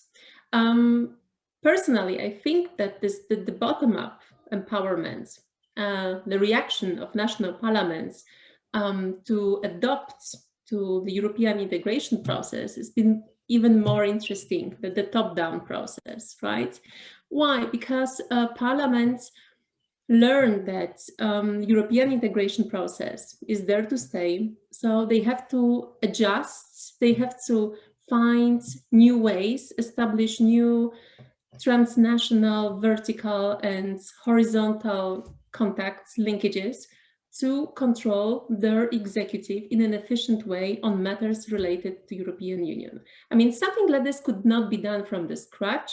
So parliaments have, the process had, developed in different pace in different countries, and it entailed establishing committees, parliamentary committees on European integration. At the very beginning, European matters were still scrutinized by foreign affairs committees. So this was basically everything in one basket.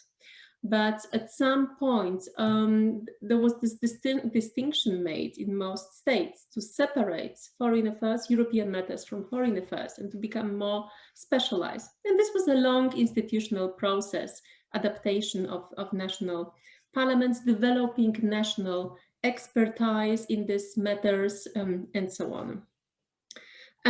So there is, in the literature, right, we usually use this term that, referring to this process, that losers have learned to fight back, right? So usually when there is an article that discusses the process of Europeanization of national parliaments, this is a sort of a standard quote, losers fighting back.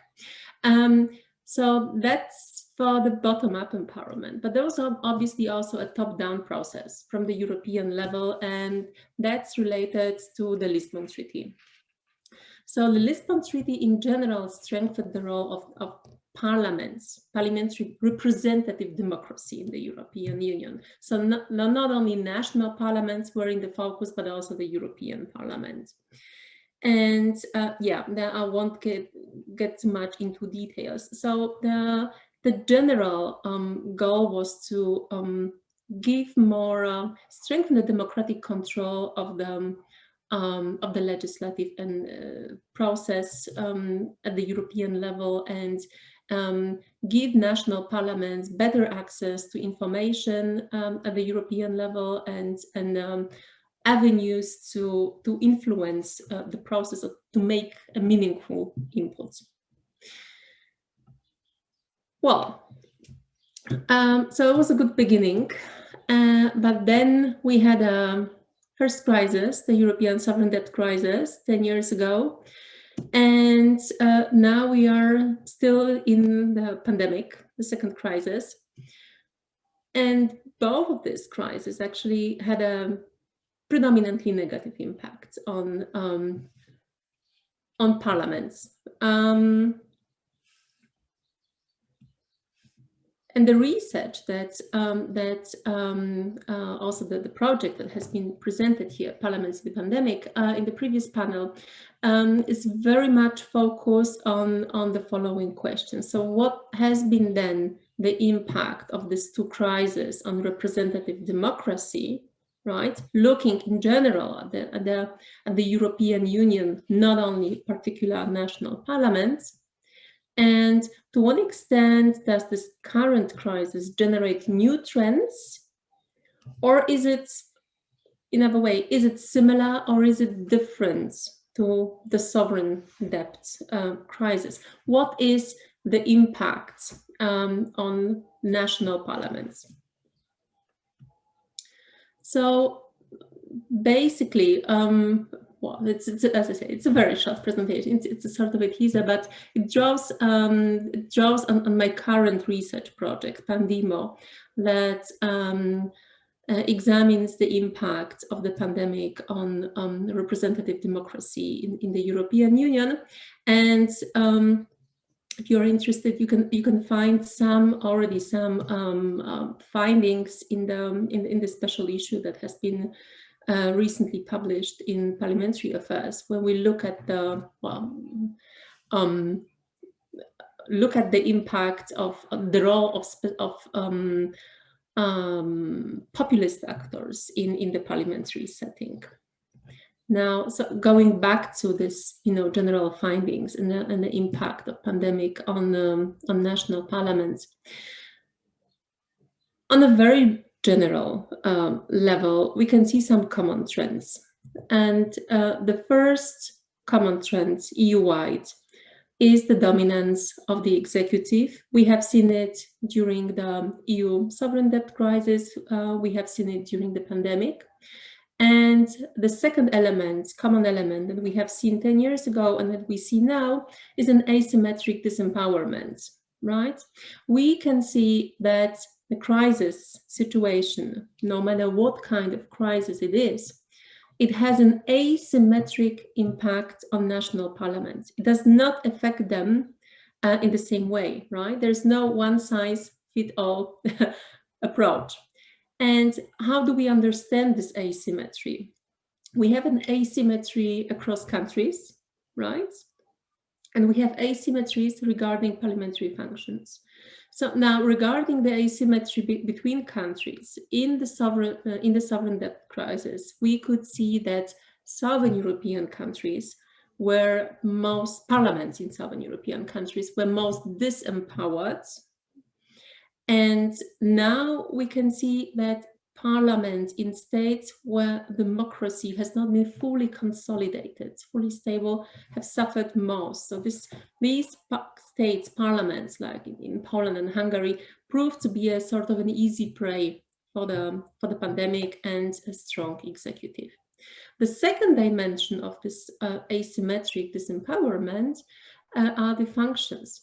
So we should always bear in mind that not each function of the parliament will be affected in the same way in a crisis situation. In some countries, we'll see a more negative impact on the lawmaking, whereas in others on scrutiny, and for instance, the linkage function would not be, linkage and representation would not be affected. So we'll also have this asymmetry within cases when a crisis situation occurs. Now, so these were the common trends, so to say, what we can expect, in different, the impact of crisis on different parliaments. But obviously, we're learning from our experience, and institutions have the same capacity. So looking now at the potentially new trends, it seems that the learning process has been more intensive on the side on parliaments, but also executive institutions. And that generates new opportunities for adaptation of the institutions to function and operate in an extraordinary crisis situation, right? So in this area, we can expect some new trends. Well, unfortunately, we don't have a very systematic data yet, right? So there are many, many projects and many scientists are working now on these questions, but yes, that is basically now the big question that we are confronted with. Where is this this current situation taking national parliaments and the European Parliament? Will we have this exactly the same pattern of disempowerment as we have witnessed 10 years ago, or are we going to see some institutional learning and adaptation process? Well, thank you very much for your attention, and I look forward to the next presentations in the panel. Thank you very much for this concise and very comprehensive presentation. And I think I mispronounced your surname, so I'm sorry for that. And you kindly didn't point it out that I mispronounced. So sorry, Professor Mark. No problem. No problem at all. I mean, it's not a very common German surname, so don't worry. Thank you. Thank you once again. And now I give the floor to Dr. Diane Fromage. Thank you very much for the word, and most importantly, thank you very much for the invitation to this stimulating event on a very topical issue. And I'm really delighted to see my co-panelists again, even if unfortunately on Zoom. And also Katarzyna, thanks very much for chairing, and don't hesitate to interrupt me if I go over my 8 minutes. I'll try and stick to that. I'd also like to organize my presentation along the 4 questions that you kindly sent to us before this panel. So the first one was, what is the relationship between the European integration process and the role of national parliaments within the European Union, and how has this been evolving during the pandemic? And here, I'd like first to use the opportunity that this morning we heard that the pandemic is still ongoing, and its impact is a moving target and something difficult to define, to start with a disclaimer to say that anything I may say is just based on what we have observed over the past year. This being said, as we've just heard from Alexandra, it's the case that national parliaments were long set aside from the European integration process. They were only included for the very first time in the Treaty of Maastricht and still in the declaration, etc. So in this regard, I think my main point is that indeed the Lisbon Treaty is a catalyst for change and has represented a leap forward. At the same time, it is also the case that we've always witnessed the discrepancies that have just been pointed out in the way in which national parliaments can participate at national level. In a sense, it's not because they were not recognized in the EU treaties that they had no powers at the national level. And with this in mind, both historically, but also in the management of the Euro crisis, and also pointing to what has just been said in the previous panel about Germany, my argument would also be that national parliaments oftentimes do not use the powers that they have at their disposal. And it's not necessarily a problem of their not having the prerogatives, it's also a matter of it being politically attractive for whatever reason to participate in EU affairs, or there being enough time, enough resources, staff, you name it. There are many reasons why national parliaments would not mobilize. And in this regard, I think maybe reacting, if I may, already to what we have just heard from Alexandra, I'm not sure there is such a big problem with QMV, so qualified majority voting. Rather, I think it would be impossible for an EU with 27 member states to be regulated were all representatives in the council to be mandated by the national parliaments.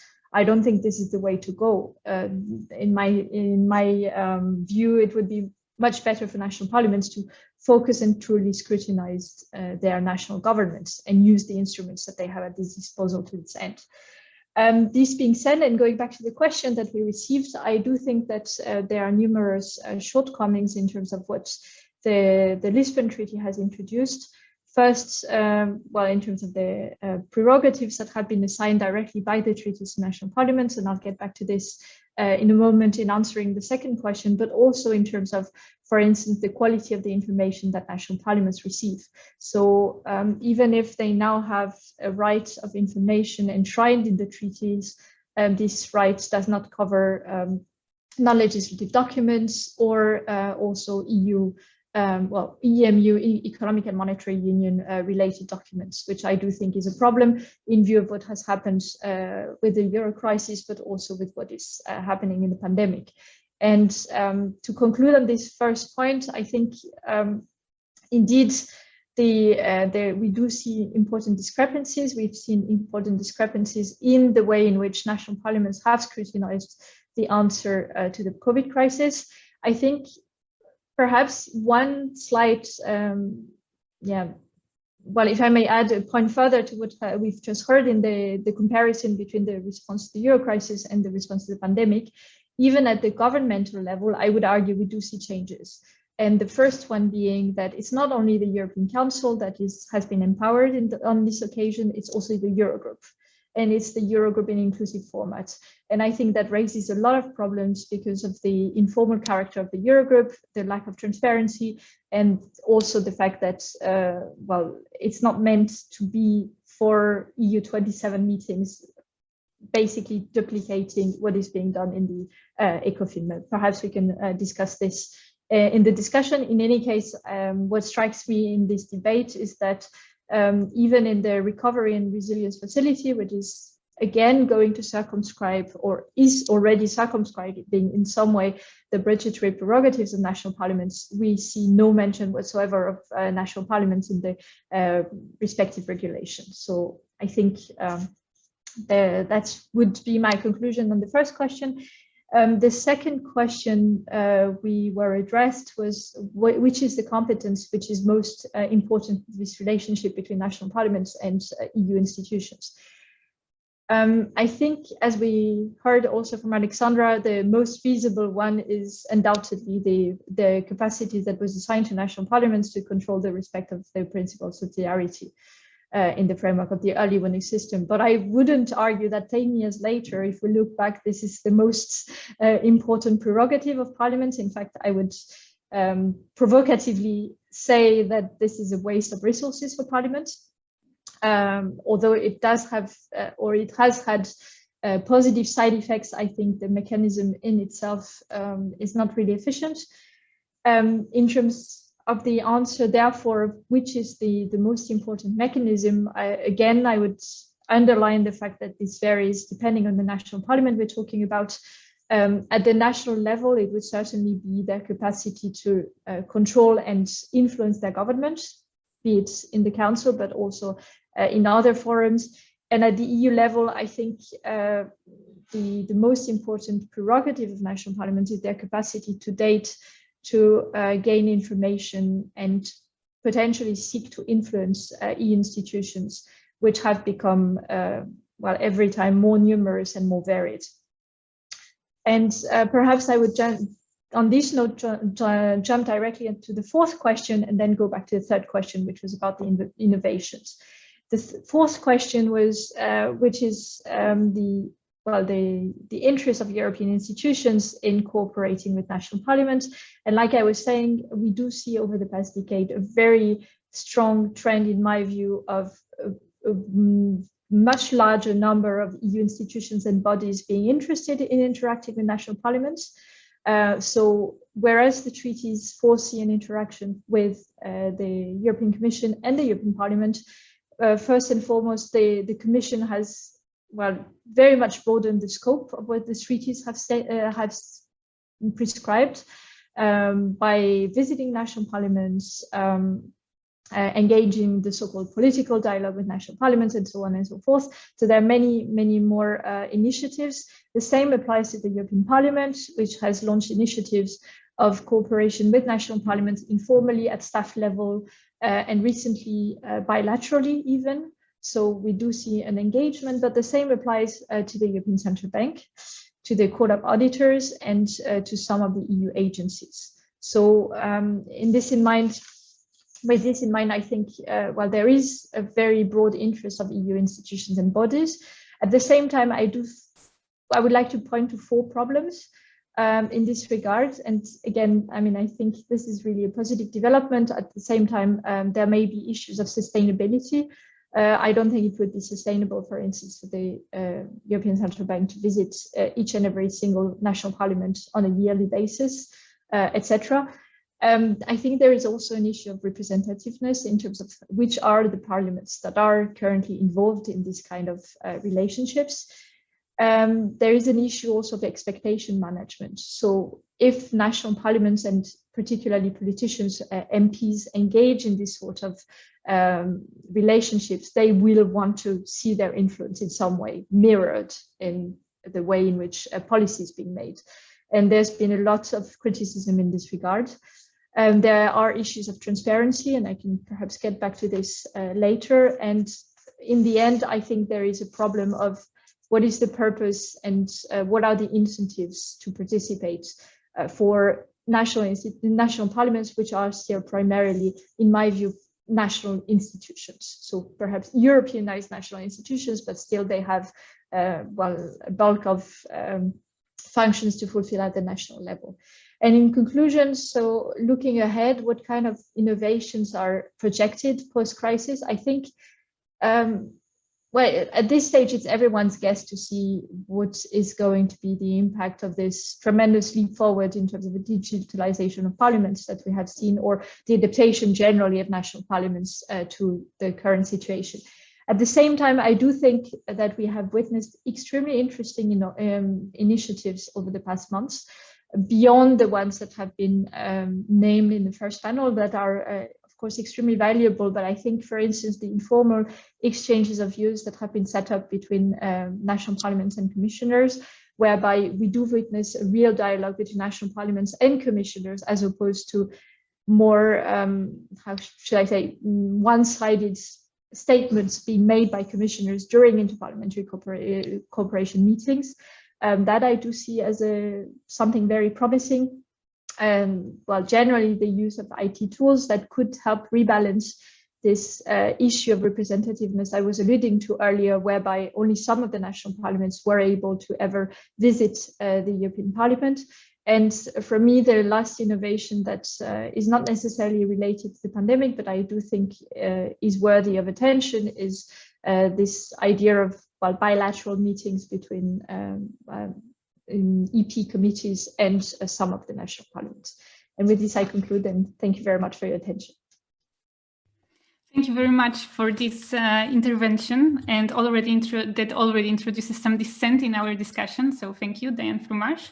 And now I give the floor to Dr. Karolina Borońska-Hryniewiecka.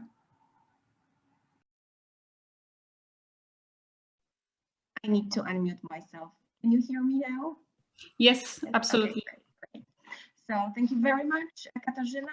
And good afternoon, ladies and gentlemen. And first of all, thank you very much for the invitation to this conference and for making it happen, because I get the feeling that the topic of the condition of parliaments in the European Union, despite being very crucial, is still under discussed. So I would like to start by my observation as an analyst, observation of EU politics.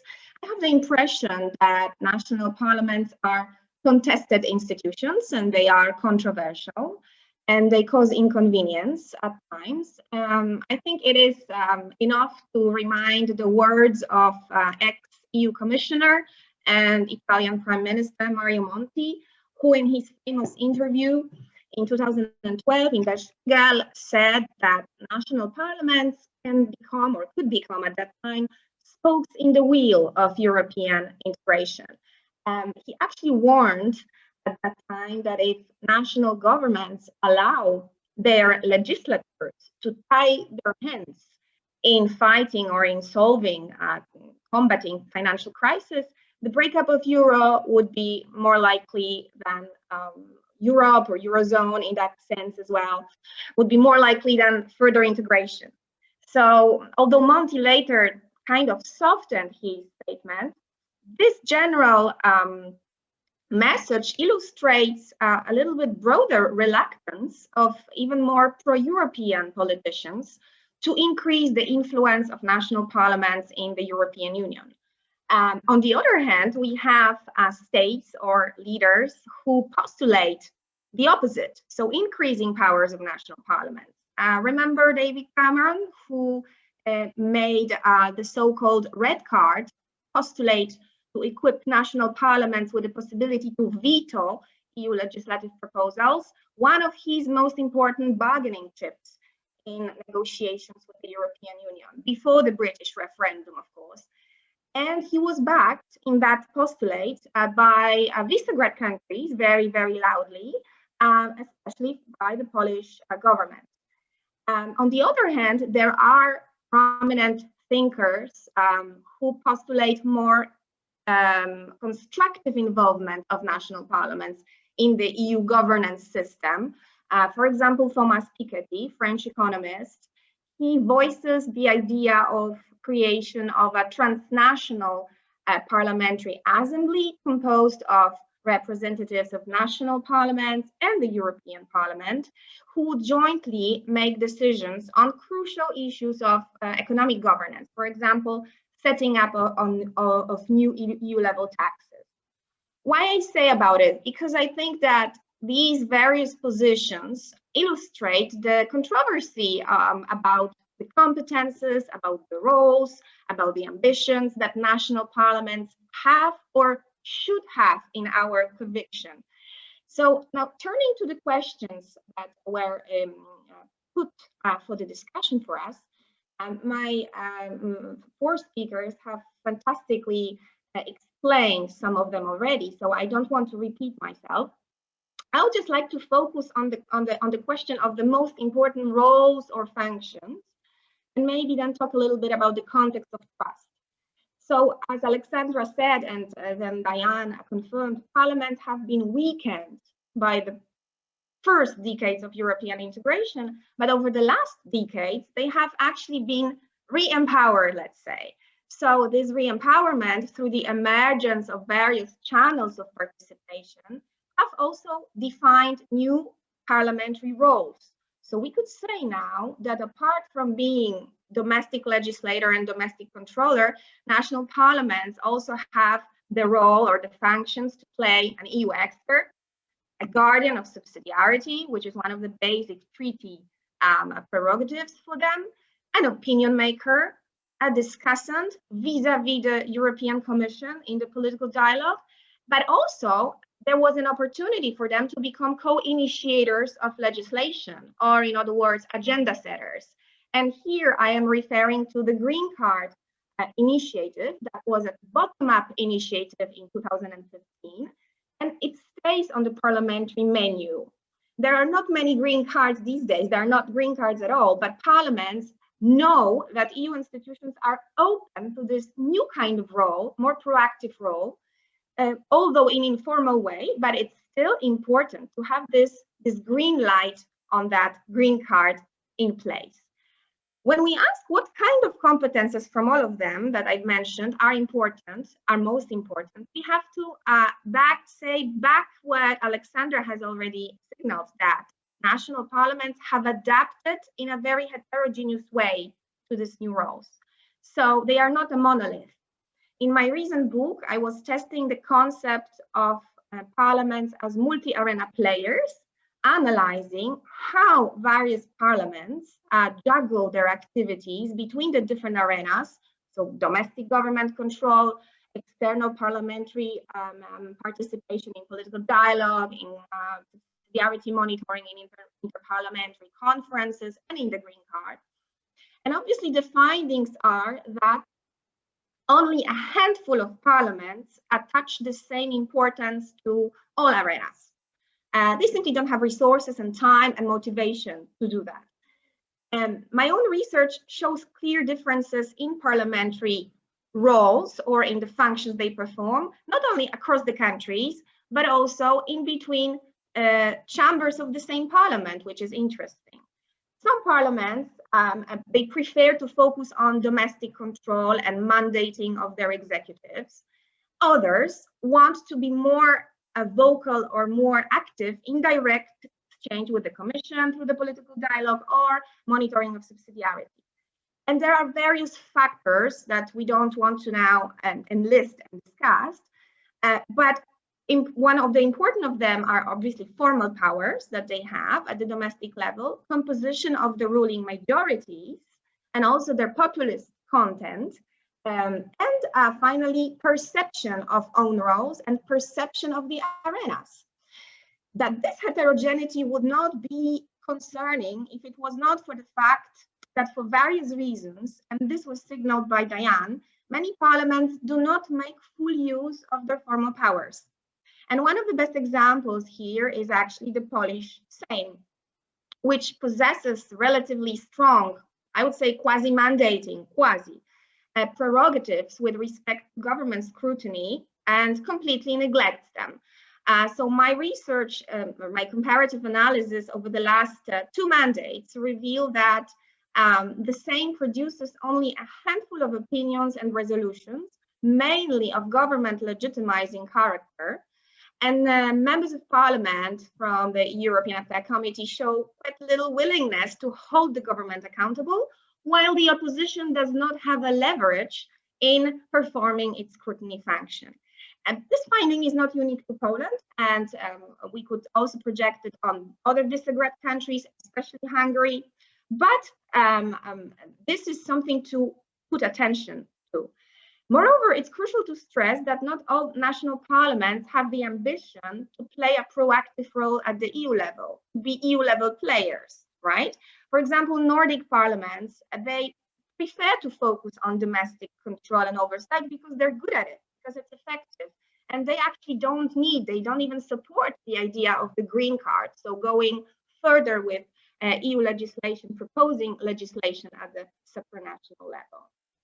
What I would like to point at the end, maybe two issues. First of all, there is obviously still a lot of untapped potential of national parliaments within the existing treaty framework.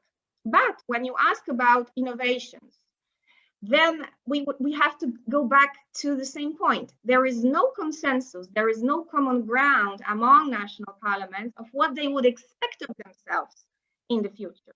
On the one hand, an increasing number of parliaments voice appetite for more positive involvement because they are frustrated with the negative role of veto players that is granted to them by the treaty at the moment. I'm talking about subsidiarity, yellow card, or the orange card. They would like something more, attractive and positive. But on the other hand, they themselves don't know what innovations they would accept. I would just like to quote one of the COSAC reports, Interparliamentary Conference, one of the most important ones for parliaments. It makes systematic opinion polls or questionnaires, and parliaments address them. So when they were asked whether they would support a treaty change that would give national parliaments more significant role in the EU legislative process, 22 out of 40 chambers had no opinion, and 4 actually said no, they wouldn't like to have this more enhanced prerogative. So to conclude, it is important to remember that parliaments are not homogeneous group, and also that they cannot be forced to be more active. It's good if they reflect upon themselves, and maybe we can discuss the ways and how to do it, but they should also be aware of the fact that the citizens' trust in national parliaments has decreased over the last years.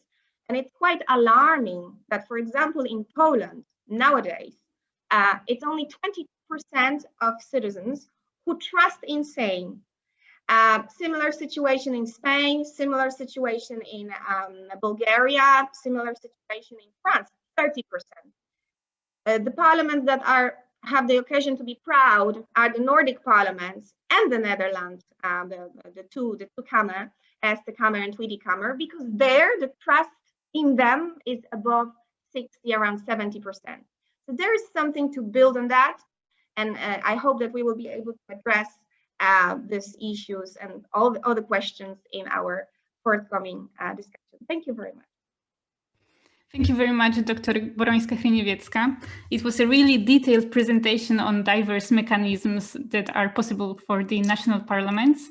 And before I will open the Q&A session, to which everybody encouraged to raise questions or comments, I wanted to ask Professor Mać if she wanted to respond directly to the issue of qualified majority voting that was raised by Dr. Diane Fromage. Maybe before I respond to the issue of the qualified majority vote, I would like to have a quick follow-up on other issues that were raised here, and I think that's very important. So the first one is that the issue of digitalization, and that's exactly so. Looking at the like from the perspective of researchers of national parliaments, right? This is the big question now. What is the impact of digitalization on the capacity of national parliaments to legislate and control the executive? Under which circumstances digitalization works and when it doesn't work, right? So what are the good practices? We need to know what are the good practices regarding digitalization and how national parliaments can use this to their advantage. So I think this definitely calls for a comparative research agenda to see, to do some mapping and learning from best practices, definitely. And it also concerns European Parliament, because the European Parliament I remember watching the session on the one of the plenary sessions concerned the new rule of law mechanism, and basically that MEPs across all party families were complaining that with the digitalization of work, they believe that they cannot do their work properly, basically. So in the European Parliament, there's a negative attitudes, and it seems to be that digitalization is not perceived as an asset or rather as an obstacle. Another big issue that I think that the national parliaments should jump on is the scrutiny of RRFs. So for the Polish audience, kontrola nowy ład. This is the key issue, because now the parliaments they would have an opportunity to reconnect with their electorates, to take positions and actually take a more active stance in controlling the design of the RRFs by governments. I mean, in Poland, this proves to be very difficult, right? So we'll see that this problem is highly problematic. And then just a very, very tiny last comment. This is a big debate regarding the improvement of democracy in the European Union, right? So what kind of role national parliaments should have? And I think that whenever we have this normative discussion, we should not lose the European Parliament from this side. I mean, we have a multi-level system in the European Union. So I think that when it comes to these normative questions, we should not only focus on national parliaments, but always take into consideration the European Parliament. And when we have these different levels of decision makings and scrutiny, I mean, it's we should approach this question holistically. So see, in which areas, empowerment of national parliaments would actually might have in general negative impact, because this would be related to disempowerment of the European Parliament. So I think that we definitely need a more of a holistic take. And very often politicians like Cameron, right? I mean, this as Karolina says, was like one of his big arguments, the red cards. I doubt whether David Cameron was actually so much committed to the to the competences of the House of Commons. I think this was this was in a way like a populist step, just to empower the actors that are the post-European integration. So national parliaments have actually a difficult job, to make their way through in this complex system with different preferences of national actors, and taking into consideration the role of the European Parliament in the whole thing. Okay, I think I've talked too much. Okay, I stop here. Thank you very much. And I am concerned about time, so I will not allow for the another session for responding, but I hope that panelists will respond during the questions, the Q&A session to each other. So now I see that in the chat there is one question already. So I think it will be directed to all the panelists. And this is the question about the trust in the parliament. So is there any research available that could explain what are the factors that are influencing the trust in the parliaments? Because we heard the thesis about the decrease in of the trust in parliament. So what influences this factor? Since I mentioned the topic of trust, maybe I will address this question. I can't recall now at this moment precise research on the correlation between various factors, but if we look at the Eurobarometer year by year, if we look at the opinion polls asking about trust in the national institutions and national parliaments especially, we see that there is a stable trend of much higher trust levels in countries in which parliaments are actually stronger, and they are not only formally stronger, so it doesn't mean that they only have prerogatives to, for example, mandate their governments, but also that they use de facto these rights. They are actually mandating their governments, that they are using all possible means of holding their governments accountable, that they are engaging in plenary debates on crucial issues crucial for citizens, but also for the European Union. And in this sense, I would make an interpretation or a conclusion that parliaments who see their parliament, the citizens who see their parliaments active, working, and transformative in the sense of not only projecting national preferences on European scene and European legislative process, but also on discussing salient issues in an informative way, in a way that projects authority, they are trusted more. So, for example, in the Polish Sejm, let's come back to the Polish example, the scrutiny of the European Council, one of the most important decision-making institutions, and also strategically important. Our plenary, our scrutiny in the Sejm takes place in a closed circle of European Affairs Committee. We are actually in the minority of parliaments who does not discuss European councils in the plenary, either ex post or ex ante, usually ex post. This is a fantastic opportunity to politicize European issues and attract media attention as well.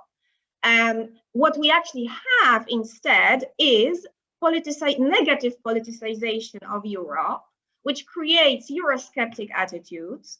It's the blaming and shaming of the European Union and treating it, I'm talking here usually about Eurosceptic party, the ruling majority, but not necessarily only. But by doing this, national MPs are actually creating this false dichotomy between some European Union reality and us, whether we are inherent part of it. Without us, there would not be a European Union.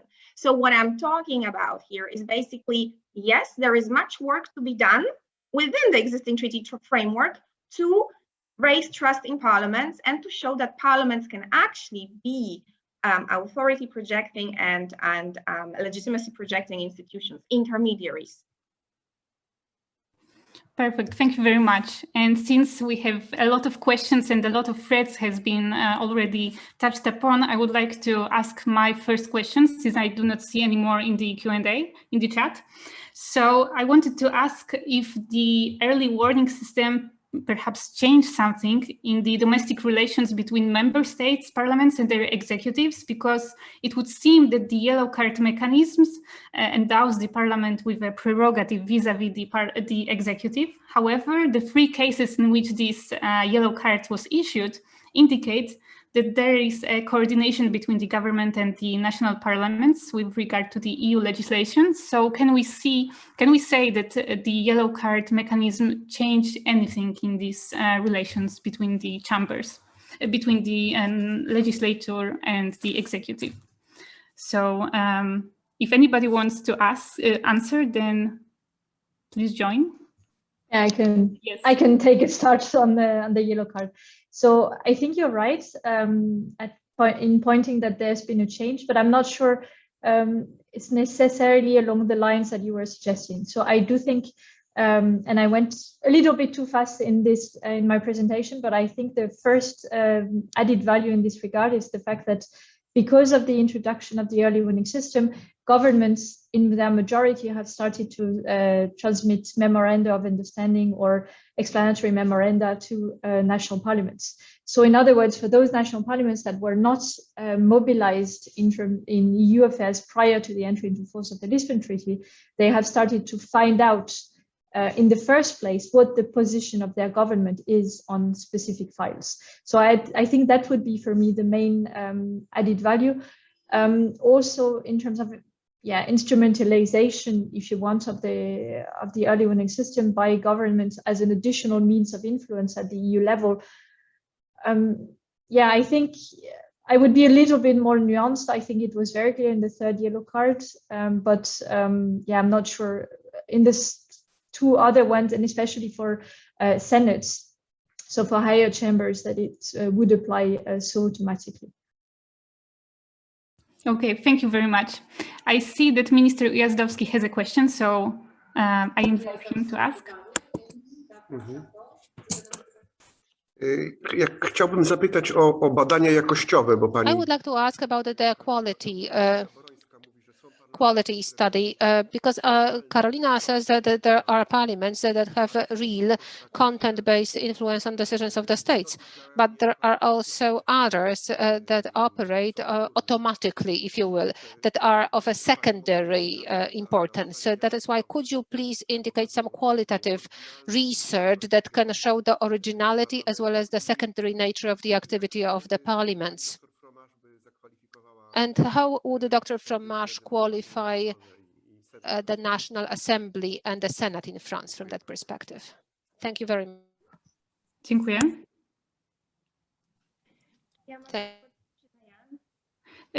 Yes, please, if you can. Who should begin? Diane. Yeah, you can start. You can start immediately. Yeah, thank you very much for your interesting question. I think also building up on what we've heard in the first panel, I would completely concur with the fact that the French parliament is a weak parliament, even internally, if you want. And that's why in its activity, and if you allow me to be a bit blunt here, I think you see a lot of activism, especially of the Senate in EU affairs, with this idea to have a second parliamentary chamber, etc., because they are weak at the national level. That would be my claim. So in other words, in France, well, up until today, we don't have full standing committee on EU affairs. We have committees on EU affairs that are anchored in the constitution, but they are not part of the so-called permanent committee. So their features are different from the other committees, their rights as well. We've had resolutions on EU affairs, but we have no possibility to constrain the government in any way. This being said, and the French Parliament is indeed one of example of a positive effect of Lisbon, because we have now a system with two reports, if you want, whereby the government at the beginning of the scrutiny process, or when a legislative proposal at the EU level is being issued, gives its opinion at the very beginning, and then later on, notably in terms of the impact at the national level, etc. So that would be my take on the French chambers. I'm not sure if I answered your questions. So if you allow me, Professor, to add a little bit of my findings to what Diane said, I actually wrote an article for the Journal of European Integration comparing the Polish parliament to the French one. And I took it as a point of reference, the French one, because formally, as Diane said, it's a weaker parliament. It's a parliament that does not have a binding prerogative to mandate government, whereas the Polish one has elements of it. Yeah, because in our cooperative act, Ustawa Kooperacyjna, it says that what Parliament says, the opinion, should be the basis of the government's position in the European Union. And in this sense, it is very interesting to observe that the de facto weaker parliament, the French, is much more active in the various arenas than the Polish one. So if it comes to the scrutiny of the government, as I said, the same is completely neglecting its powers, not only in the number of issued resolutions or opinions in writing, but also in the sense of like verbal questioning, verbal monitoring for the Commission meetings with national representatives. And it's by large. So, for example, Assemblée Nationale is producing a lot more documents of comprehensive expert character on EU issues, despite not having prerogatives to dictate the mandate. Other things, it's much more active in more constructive arenas like political dialogue, and also it used the 3 opportunities of the green card in 2015, whereas Polish Sejm kept silent. It didn't sign any green card. And the explanation there was because we, according to the constitutions, we don't have prerogatives to create foreign policy. So basically, it would be breach of institutional balance. Okay, great. Thank you very much. And now I wanted to move back from the comparative issues and move to the more general problems. So it could be stated that Juncker's Commission visibly improved the relations between the EU and national parliaments. In 2017, as many as 215 visits of commissioners to the national capitals were paid to talk with domestic lawmakers. It is almost as 8 times more than in 2014 under Barroso's presidency. So what could be said about the von der Leyen's vision of the role of the national parliaments in the EU? So who would like to take this question? Maybe Dr. Mach, Professor Mach, sorry. Well, a tough question because I mean, obviously, now the pandemic has also complicated the usual work of the European Commission in this respect. But maybe a few words on the activity of the UK's Commission. So the whole idea behind this visit of commissioners to national parliaments was that, for instance, in relation to the European semester, this frequent visits will actually increase the understanding at the national level of the complex process at the European level. And when we have, when there is an understanding at the national level, if there is a possibility to enter a dialogue with national actors, then there will be a positive impact. So the national actors will be willing to engage in this process and comply with the EU socio-economic recommendations, right? So this was the logic behind it. I mean, it has not. I mean, doing a dialogue, it's in a way good in itself, but there are different studies that demonstrate that this approach has not had a de facto so much impact on the de facto compliance with EU recommendations regarding the European semester, right? So this was not so efficient in that respect. I think that now the big question that the Ursula von der Leyen's Commission is facing now is I mean, we could see the resolution of the European Parliament 2 days ago. European Parliament does not want to sweep the new rule of law mechanism under the carpet. And in December, after the summit, Ursula von der Leyen, in her speech in the European Parliament, she said that the European Commission is going to take an active role. So there will be the link between the rule of law and the budgetary interests of the European Union will be established, and this will be protected. And yeah, so she made this strong promise. I mean, then nothing happened, and actually we all now think that the mechanism will actually probably will never enter into force. And this will be a big challenge now for the next months, how this issue will evolve. And as we see, the European Parliament has a strong position there, and yes, it will be interesting to see how the European Commission reacts to it and how this issue evolves. Thank you. I saw that Dr. Borońska-Kryniewiecka wants to intervene. Diane, yes. Okay, perfect. I'll just briefly build upon what Alexander just said.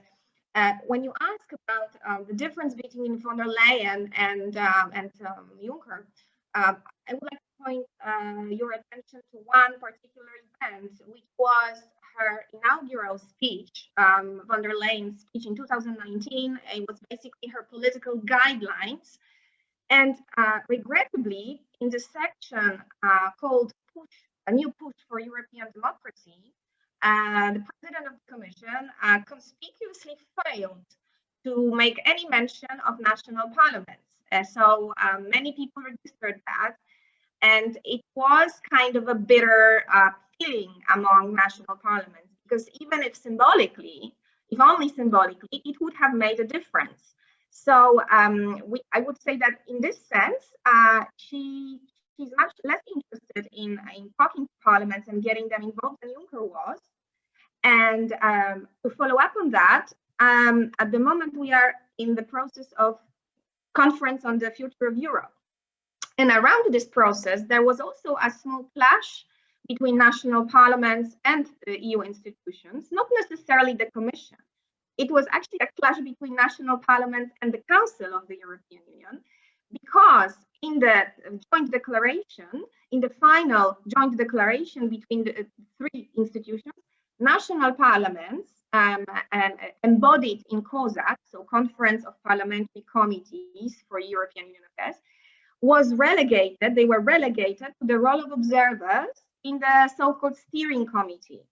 At the beginning, in the first versions of the declaration, they were supposed to be more or less equal actors with some certain influence. And at the end of the day, when the executive board under plural presidency was set up, they were relegated. So the role is only as an observer role, and I think it also casts light on the way that European institutions perceive national parliaments. You are here to observe and maybe voice some opinions, but not necessarily have influence. And there is a clash of legitimacies here, and it's understandable at the same time, but it's not very helpful in the process of increasing the overall legitimacy of the EU. Thank you. And now I give the voice to Dr. Diane Fromage. Yeah, thanks very much. Lots of things to react to. So maybe starting from the rule of law mechanism that Alexandra, you were alluding to. What I find really interesting in this regard, though, is once you have the resilience and recovery plan, and the EU institutions and primarily the Commission has to decide whether to disburse the money. You have this possibility for one single member state to oppose to this, so to counter the opinion of the Economic and Financial Committee and bring that to the European Council. So the thing is, what I'm getting at is, we may have ways of influence for national parliaments indirectly. So if it's enough for one single government to oppose to this in the European Council, and even though the opinion of the European Council is not binding on the Commission, I don't think that politically the Commission could afford to go ahead if one member state has opposed to this. And I'm thinking here of those states, that were most reluctant to agreeing to the RRF, so chief of which the Netherlands. If the Netherlands were to say, we have a breach of the rules in place of the plan, then I think we would have an indirect way to have this rule of law mechanism on the EU budget being implemented. But that's just my personal, more positive take. Maybe on the questions you were raising, Katarzyna, about the commissioners and the visits, etc. What I do think is a positive trend overall is that, contrary to what in my view is happening in the relationship between the European Parliament and the national parliaments, we depart in the relationship between national parliaments and single commissioners from this national logic. And what I mean here is that if you look at the kind of visits or hearings that have been organized between committees of national parliaments and commissioners, they were based on the file at stake and not on the nationality of the commissioner in question. And there I do see a real progress, whereas if you look at the relationship between MEPs and MPs, they still tend to develop along national lines, which I think is completely at odds with the standing of the European Parliament. And maybe on the one last point, if you allow me, building up on what Carolina was saying, and generally the relationship between the Commission and national parliaments. If you look at the latest better regulation communication that was just issued by the European Commission, there is also no mention whatsoever of national parliaments. So there is a mention of local regional authorities. They need to have more input whenever the Commission is looking at whether existing legislation is fit, so the so-called refit initiative, etc. And in my view, this is where national parliaments could play an amazing role, because they have not always, but in some way, and in majority of cases, been involved in the way in which that EU legislation is implemented at national level. They are being impacted in their legislative function at the national level by whatever is decided at the EU level. So they would be best placed to, tell the Commission what to do. Now, this being said, I think the underlying issue and the big elephant in the room of this whole discussion is, what is then the role, or what should be the role of the EU integration process vis-a-vis national institutional structures? Because I think the fil rouge of what we've been discussing here is that, well, in some way, the EU is empowering national parliaments, also disempowering them, etc. But where do we strike the balance? And I really have my doubts personally as to, how far the EU legislation, be it primary legislation or secondary legislation, can go in granting certain prerogatives and rights to national parliaments without affecting too much the institutional balance at the national level. So I don't know, I think this is a bit perhaps the overall reflection that we should be having in terms of, have we not opened Pandora's box in attributing prerogatives to national parliaments directly in the treaties that are not powerful enough, and creating expectations? And can we close it? Should we close it, or should we go one step further? Thank you. As our time is running up, I will just have another last question, very brief one, and it will relate to what Dr. Borońska-Kryniewiecka mentioned, and it will be about the Conference on the Future of Europe. So it could be said that the conference focuses more on enhancing the citizens' role in the EU. So the direct democracy mechanisms are introduced, are proposed. But it is interesting that the conveners decided to not include the national parliaments inside. So how should we approach it? Is it a rivalry? Is it a rivalry between the direct democracy mechanisms and national parliaments? So how should we interpret this situation? Maybe just 1 minute per each panelist, and I will start with Professor Mach. Okay, 1 minute intervention.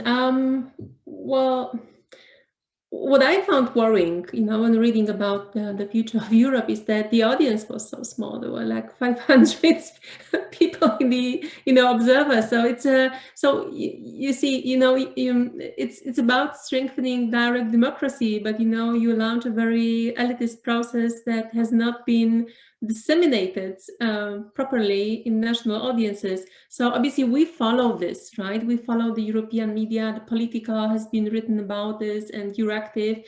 But what about national media, right? And what about social media? I think this is, it has been absent. And, I'm regularly following Polish and national media.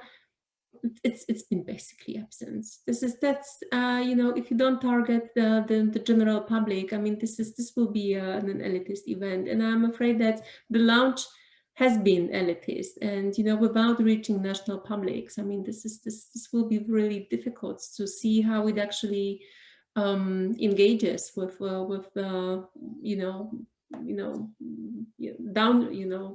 grassroots politics, right? Thank you. And Dr. Diane Frumash? Yeah, I completely share what Alexandra has been saying. And I think going one step beyond, it's even a problem of expectations. In a sense, if we don't know what we're discussing for, whether it's a treaty amendment or if there is no agreement on what we're discussing and what the problems are, the underlying problems, I think you can't really expect citizens to be interested in the first place.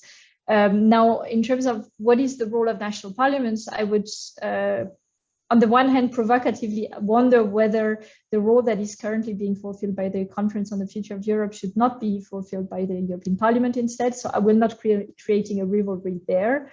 And secondly, if you think about the role and standing of the European parliaments, I think of the national parliaments, I think they should have some input, but I'm not sure they're being aligned to citizens that participate individually would have been wiser. Great, thank you. And Dr. Borońska-Kryniewiecka?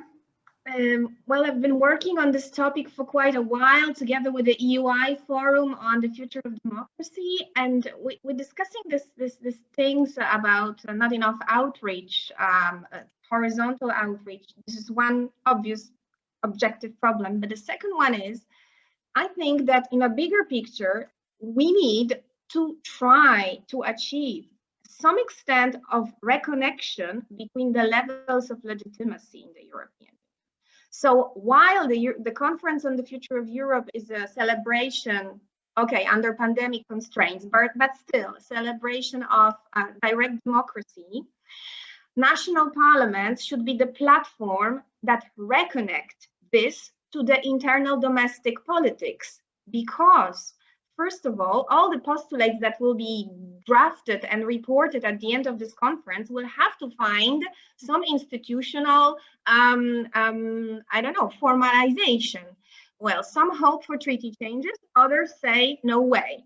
No matter what will be the result, national politicians are crucial because they are intermediaries between citizens and decision makers. So my postulate here is not to exclude national parliaments. And what is positive is actually that many parliaments have created special subcommittees for the Conference on the Future of Europe. Our Polish parliament has also done it. And I was following the latest two meetings of this subcommittee. And what is alarming, maybe not alarming, but this is a signal that we should put attention to, is that MPs from Eurosceptic party, PiS, who are in power now, are distrustful that that citizens that are going to be selected for the citizens panels and the plenary assembly of the Conference of the Future of Europe will be somehow biased or manipulated by pro-European experts. This is very interesting moment of transparency to ensure that we reduce this distrust, that the link between citizens' preferences and the output of the conference is actually unbiased. So this is what people really want. And MPs should later respect the outcome of it in a way to put it for a further debate at the national or even supranational institutional level. But there has to be trust and transparency from the very beginning. So that's my postulate as well. Thank you for this. Thank you all the panelists, because our time has run up. So thank you all the panelists for their interventions and for really insightful debate. A lot has been tackled upon, but still a lot is left for the last debate. And I invite all the participants to stay with us. And the third debate will take place at 1:45 sharp. So we will have now a half an hour break. Thank you. Thank you very much. Yeah, thank you very much for chairing the panel. Thanks. Thank you. Hopefully next time we can meet in person. Exactly, yeah, hopefully.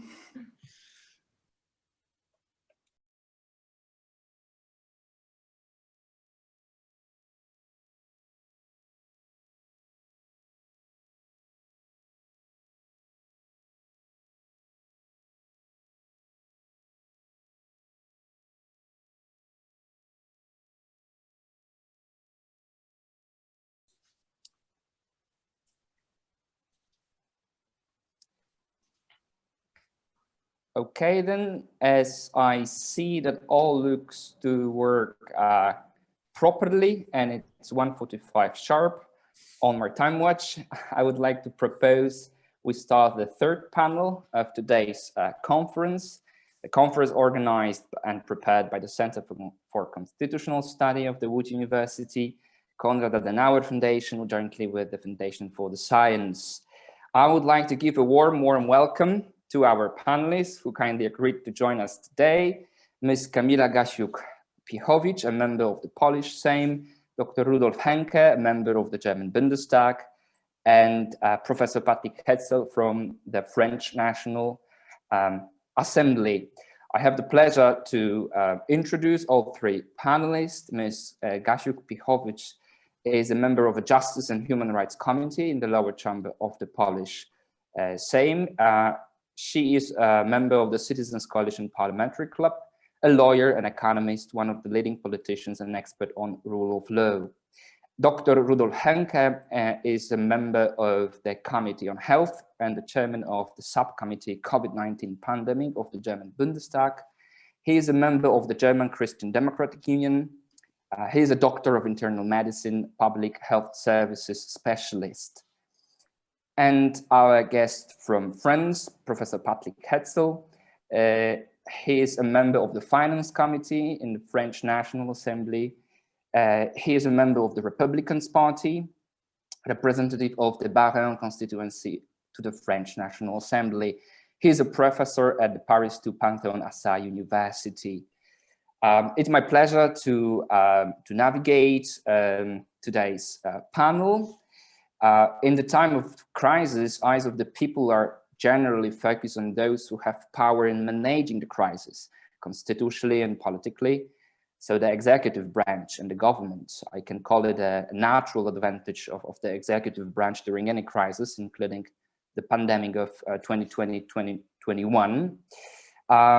We, in contrary today, from the early morning, we are focusing on parliament and parliamentarians, the legislative branch of the power, which tends to have maybe a secondary role in each crisis, also the pandemic, the COVID-19 crisis in general terms. But parliaments, nevertheless, have no secondary role at all when it comes to rule of law and democracy standards. Therefore, the practices, the freedoms, powers related to the work of parliamentarians and decision-making of the parliaments are primary to these very important values, and these values are also related to how the societies are going through the crises, to the pandemic crisis in particular. These tensions and strains are in our interest today, and we ask ourselves, are parliaments indispensable? That's the title of our third panel today. Were they before the pandemic? Are they still after the pandemic? And what happened during the pandemic? This panel is particularly focused on practitioners' perspective, the members of national parliaments, and I believe it's complementary to the first panel, which we had this morning, where we had more academic focus on these aspects and on these issues.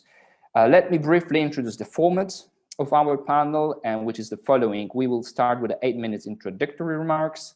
Then we will follow to the panel discussion, which will be followed by the Q&A session. And I cordially invite all attendees and all participants to ask the questions in the chat box available at the bottom of your digital page. Technical announcements are the following: that the questions in the chat from the very beginning will be much appreciated, so we can secure enough portion of time for the Q&A session. So not to wait too long, please, to answer your question. You can do it also while listening to our panelists. There is interpretations provided in English and in Polish. You can switch the interpretations also when you click on the button at the bottom of your page. We need to finish on time, which is 3 in the afternoon. So I have prepared a little orange side, which is by a book with the orange cover, that I will show up to our honorable panelists 1 minute before the end of their speaking time in the first run. But I believe we can be a little bit flexible also with this part, and then later with the next parts. Without any further overdue and delay, I propose to hand over the floor to our panelists. I propose we go from the east to the west. So we'll start with the Polish experiences, and then through German, we will continue with the French perspective. So I would like to now give the floor to Ms. Gasiuk-Pichowicz. Please, pani poseł, proszę bardzo. Dziękuję bardzo za zaproszenie. Szanowni Państwo. Thank you so much. Thank you for having me. Ladies and gentlemen, we have to be very blunt about it. In Poland, during this pandemic, we've been dealing with practically nearly the end of parliamentarism. And I'm talking about the role of parliament that we all know from the past. And it's a big contrast, especially with the previous term of the parliament, where the parliament was the arena of a huge political debate. At that time, many democratic institutions were dismantled, like, for example, politicizing of the prosecutorial services, politicizing of the constitutional court, politicizing of the justice system, and so on. So we had many, many changes. And each time we could see that the opposition is defending democracy. We did everything we could to at least delay or prevent or stop distraction to our democracy, but the ruling party, Law and Justice, was trying to do everything that it can to minimize the debate, to squash the debate. Like, for example, there was a debate about the Supreme Court, and the law about the Supreme Court, it took 7 hours only in the parliament, and we got like 30 seconds to ask our questions, and we were just quieted. But we were still trying to fight in the parliament against or in defense of our democracy. One of the big, well, there is an American newspaper who's saying democracy dies in darkness. And actually, we, parliamentarians of the opposition, were trying to do everything we could to show how Law and Justice, the ruling party, was destroying our democracy piece by piece. Around a year ago, so in the beginning of the next term of the parliament, the pandemic started. And actually, what we feared most happened. The ruling party used the pandemic to fulfill its dream, namely to shut down the opposition, not having majority, not having a live debate. But if you don't have that, there is no dynamic to what's happening in the parliament. And it's very easy to, so to speak, extinguish or to phase out the parliament, to marginalize it. And then, as the pandemic progressed, we had remote voting, remote sessions, and there were very big concerns about the safety and security of such a system. The ruling party, well, I don't believe the politicians of this party at all, especially after what I've seen in the last 6 years. So now we're not even sure whether the remote voting system is safe. We don't know, and we have no way of knowing whether parliamentarians of Law and Justice, whether they always vote themselves or maybe someone is voting for them. The remote voting system cannot verify who touches the button on the tablet, right? And this could lead to many abuses.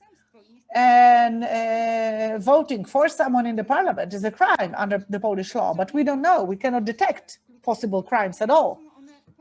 It happens that in key votes, votes are repeated without any legal reasons for that, especially if the result is not satisfactory for the ruling party. So in such cases, remote sessions and remote voting, in some countries, it's something that makes things easier. But in the country of Law and Justice of the ruling party in Poland, it's not something that makes things easier. It's something that allows for abuses. There were changes in the Constitutional Court. The Constitutional Court is now very much politicized.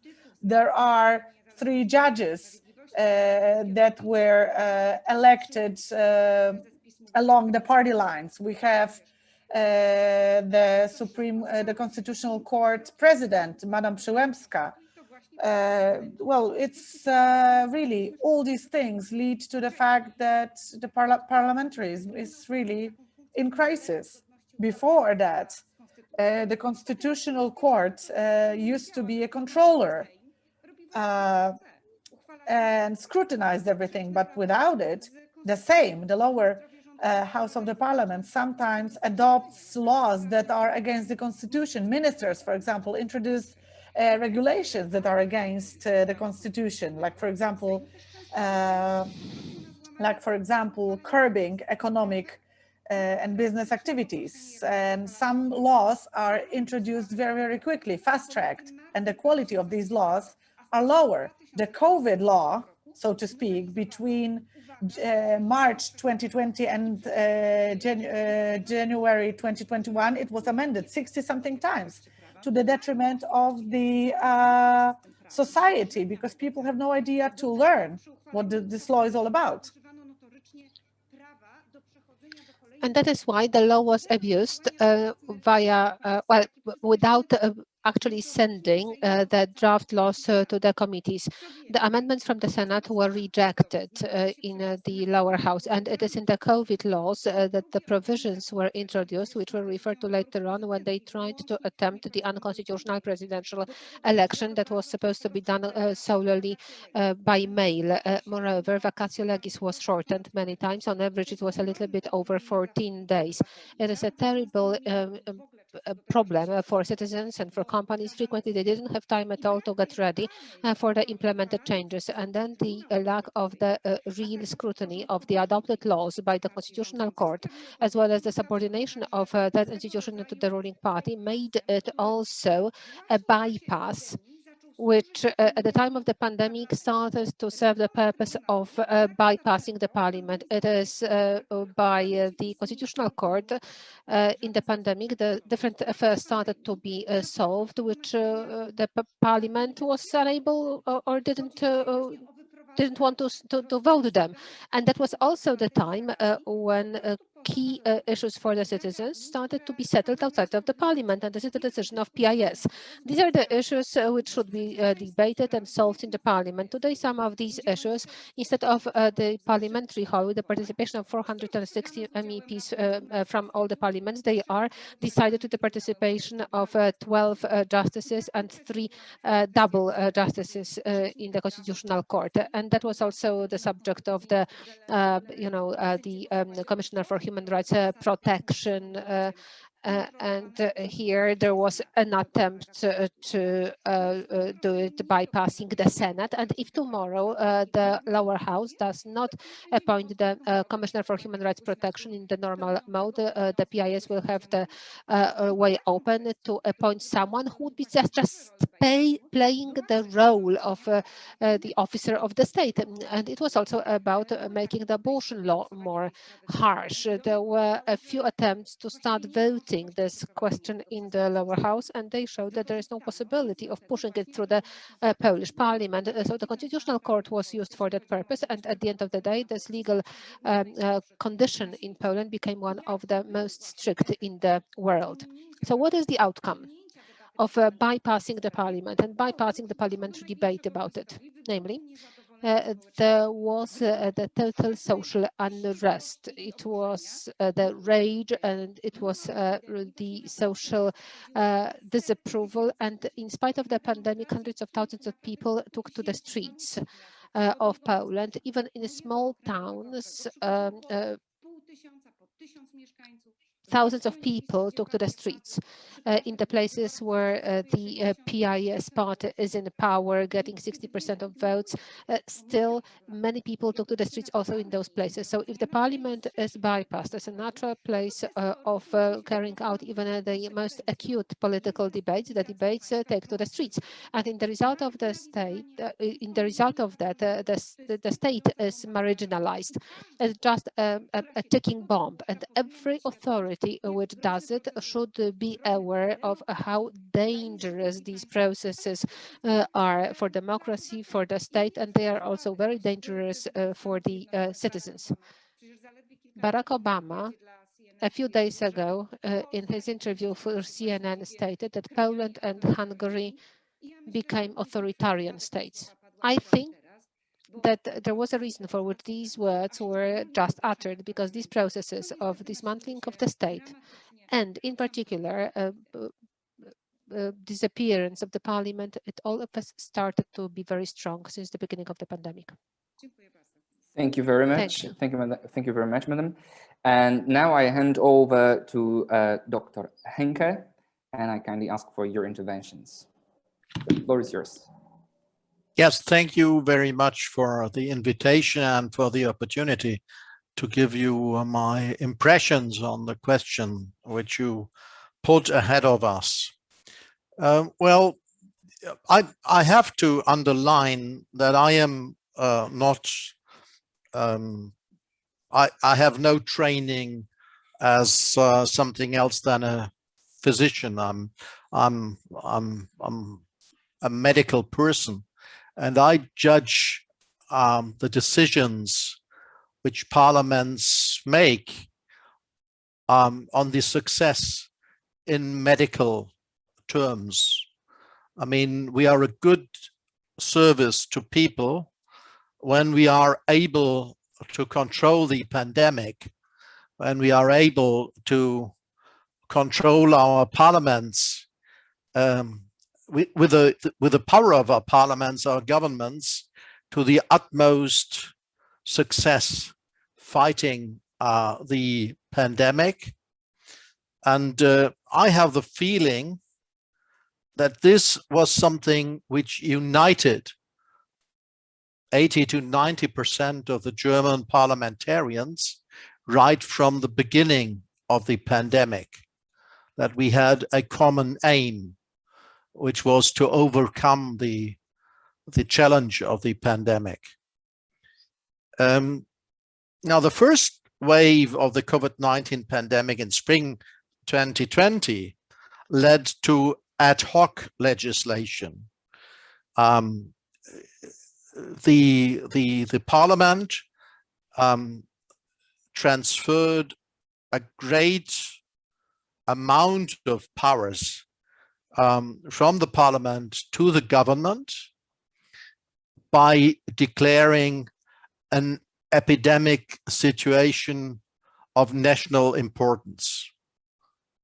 And by doing so, we built into the law that the government would have more powers than ever to give regulations concerning the pandemic situation, to keep distance to other people, to wear masks, to have home office in companies, to pay other amounts of money to hospitals and to medical services than had been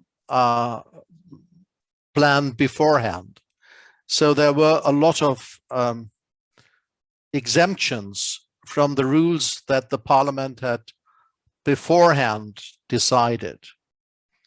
But that, I think, was appropriate, and we considered it as an exemption, as something which could be left behind very far. Then we had a very good summer, but in the end of summer, from September to December, we had an increase of people being infected, people going to hospital, people dying. And at that time, the biggest influence was the influence of the prime ministers of the landers. As you know, Germany has a federal system. Germany consists of 16 member states, landers as we call them, Bundesländer. And these 16, they all have a prime minister, and they are the ones following our constitution who are in charge of health. The Federal Republic is in charge of social security in terms of insurance, but the operative work concerning health is done in the landers. And so at that time, we had a huge, experience that everybody noted meetings between the prime ministers of the landers and our chancellor, but nobody noticed the parliament.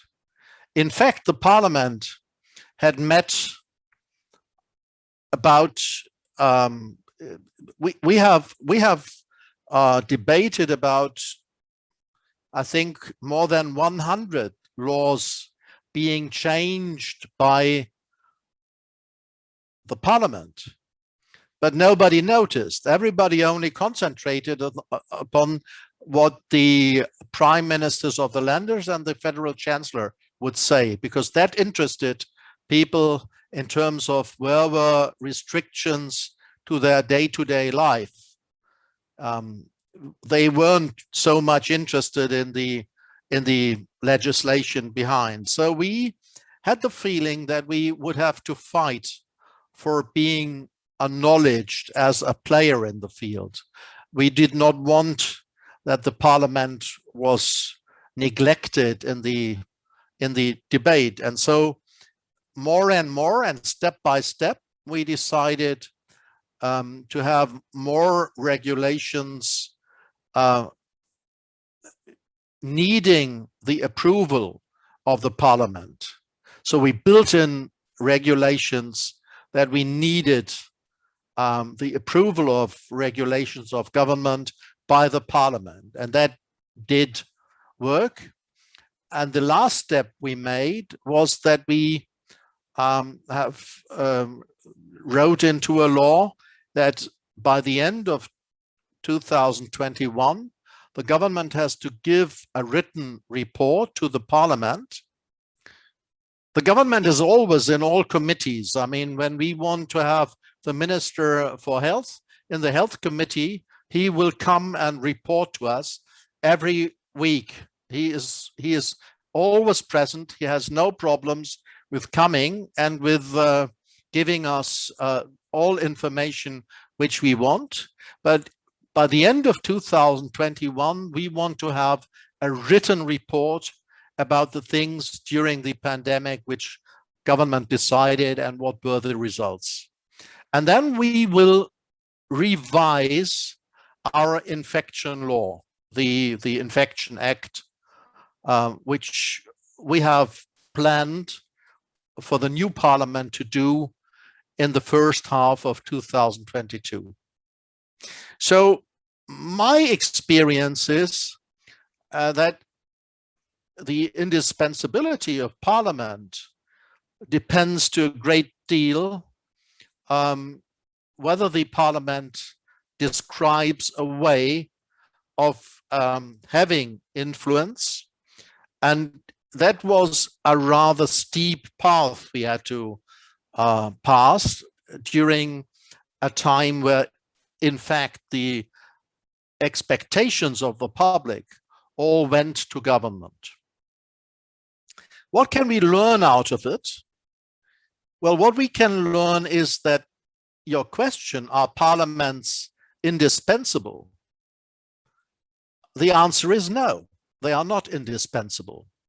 Modern states have governments which are indispensable, but it is democracies who control governments by parliaments. So a meaningful parliament is something you need in a democracy with the voice of the people. But that is nothing which is indispensable for creating a state. You can create authoritarian states, you can create dictatorships, and you will always have in these states also governments, but you will never have meaningful parliaments. So it's a decision and it's a fight. And it's something you have to do something for. You have to mobilize the population for to have meaningful parliaments. And I have the feeling that when I look to all the controversies concerning the pandemic, then we have at least had some small contributions in Germany to strengthen the position of the parliament. I thank you. I thank you too, Dr. Henke, and I hand over the floor to Professor Hetzel to share with us the French experiences. Please, Professor Hetzel, the floor is yours. Thank you very much, Mr. Duber. First of all, I would like to say hello to you. Dzień dobry, guten Tag.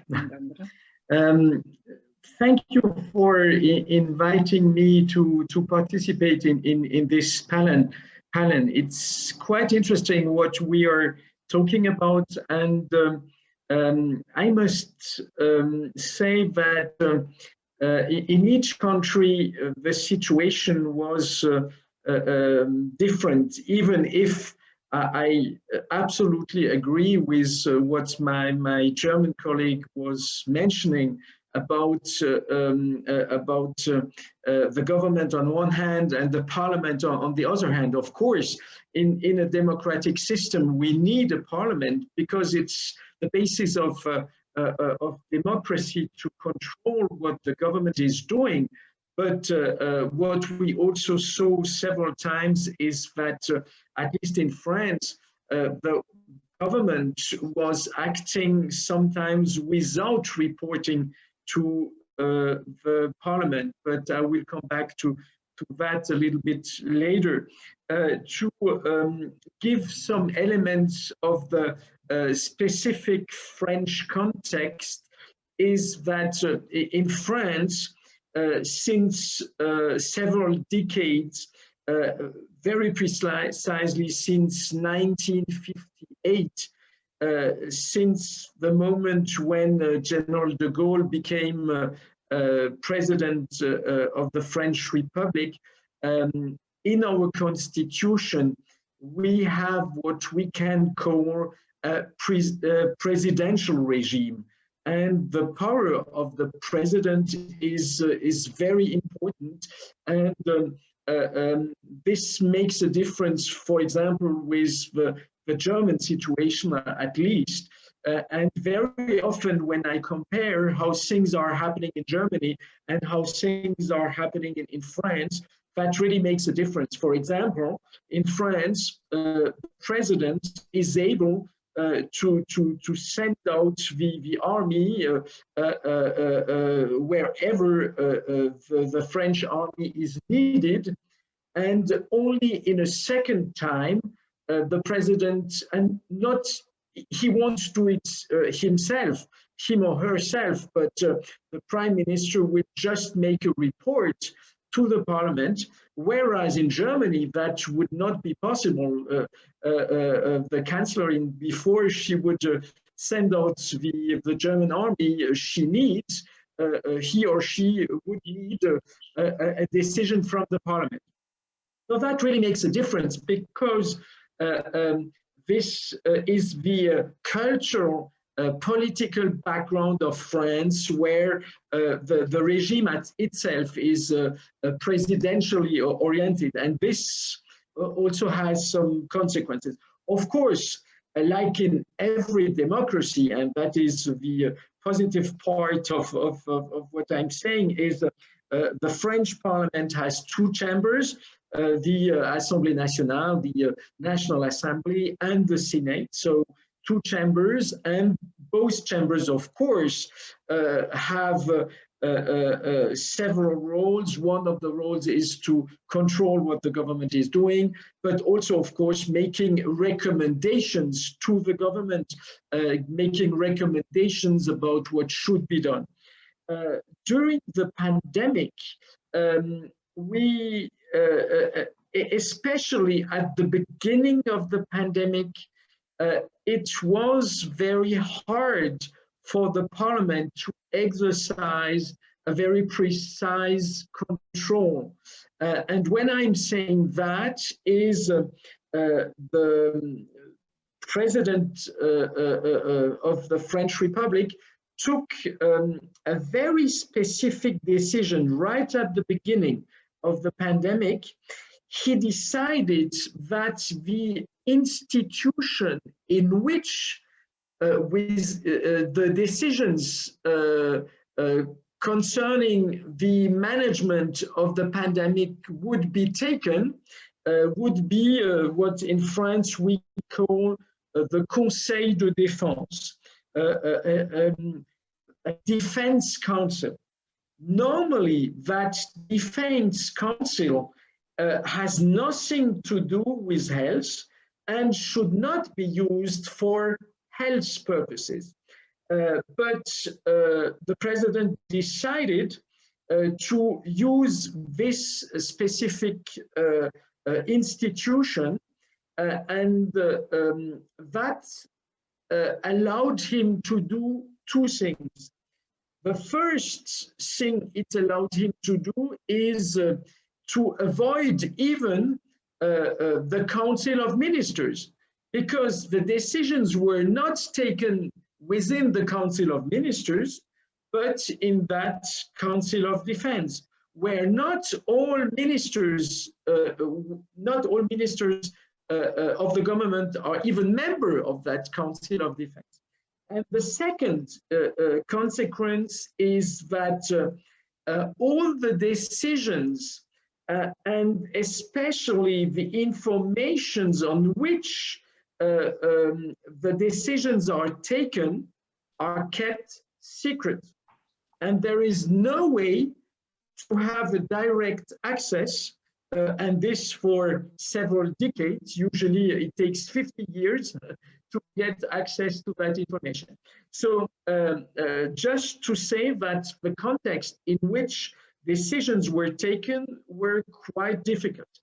But of course, we did our best to do our job. And so, for example, all the parties, all the parliament members belonging to the opposition decided to create a kind, we call it in French, we say commission d'enquête. So an investigative committee was created, and the purpose within the Assemblée nationale of this investigative committee was to oblige the government to explain what kind of decisions would be taken and with which kind of objectives. Because at the beginning of the pandemic, and this was not only the case in France, but it was at least the case in France, we had no masks, no tests, and not enough respirators. So the situation was quite critical. And that's why we wanted to have explanations about the kind of decisions that would be taken in order to manage the pandemic. Like in other countries, and both colleagues were mentioning that previously, we had the creation of several laws of exception because the situation was exceptional. And again, we were developing arguments and developing elements in the debate in order that we wanted to exercise the normal control of the situation. And so it was, in France at least, we had a kind of fight at the beginning between the parliament and the government because the government was telling us something quite easy. The government was saying, you must trust us. And our answer was to say, of course, we must trust you. But trust doesn't mean that we don't have to control. So trust and control are two elements that are important in a democratic system. And I'm coming exactly to the same conclusion than Dr. Henke, which is to say it is even important to have controls, because it is only if you have very serious controls in a democratic system that citizens are able to trust the government. Thank you very much for your attention. Thank you very much, Professor Hensel. I thank to all panelists for your very interesting introductory remarks. Because of the many issues raised and clearly many differences, I would propose now to have one round for a possible reactions from the other panelists, at a little wrap up the most important aspects that have been already said. We've been talking about many concerns, especially when it comes to the Polish parliament, the problems with the security of remote voting. We've been talking about draft laws not being sent beforehand to all members of the parliament, and all the concerns related to the procedural issues in the Polish parliament, and many problems that the opposition clubs and members of the Polish parliament experienced during the pandemic. And in general, we've been also talking about the exemptions allowed by the parliament whether to allow it or not, for how long. We've been talking about the tensions between the governmental side and the parliamentary side, the cooperations versus rivalry, I may say so. We've been also discussing the presidential regime aspects, the chambers aspects, and most of all trust and control, which is, I think, the aspect that occurs in each of today's panel. So what is the most important thing to you, our honorable guests? What are your reactions to the things that have been said, to the other experiences? And to put it more practically, how exercising the parliamentary powers look like from the perspective of the practitioners before the pandemic and during the pandemic, and now after the pandemic, your main parliamentary tasks, how the things were related to that. And I will propose to go maybe again from the east to the west with a few minutes interventions or comments. Pani poseł Gasiuk-Pichowicz, bardzo proszę. No niestety moja taka generalna uwaga jest taka, że ten parlamentaryzm polski... So there is general comment that I have is that the Polish parliamentarism or parliamentary debate here in Poland, it used to be quite restricted even before the pandemic. As I said, members of parliament from the opposition, their time was limited. They were not allowed to speak. Sometimes when we had presentations, we were interrupted. We got very little time for interventions.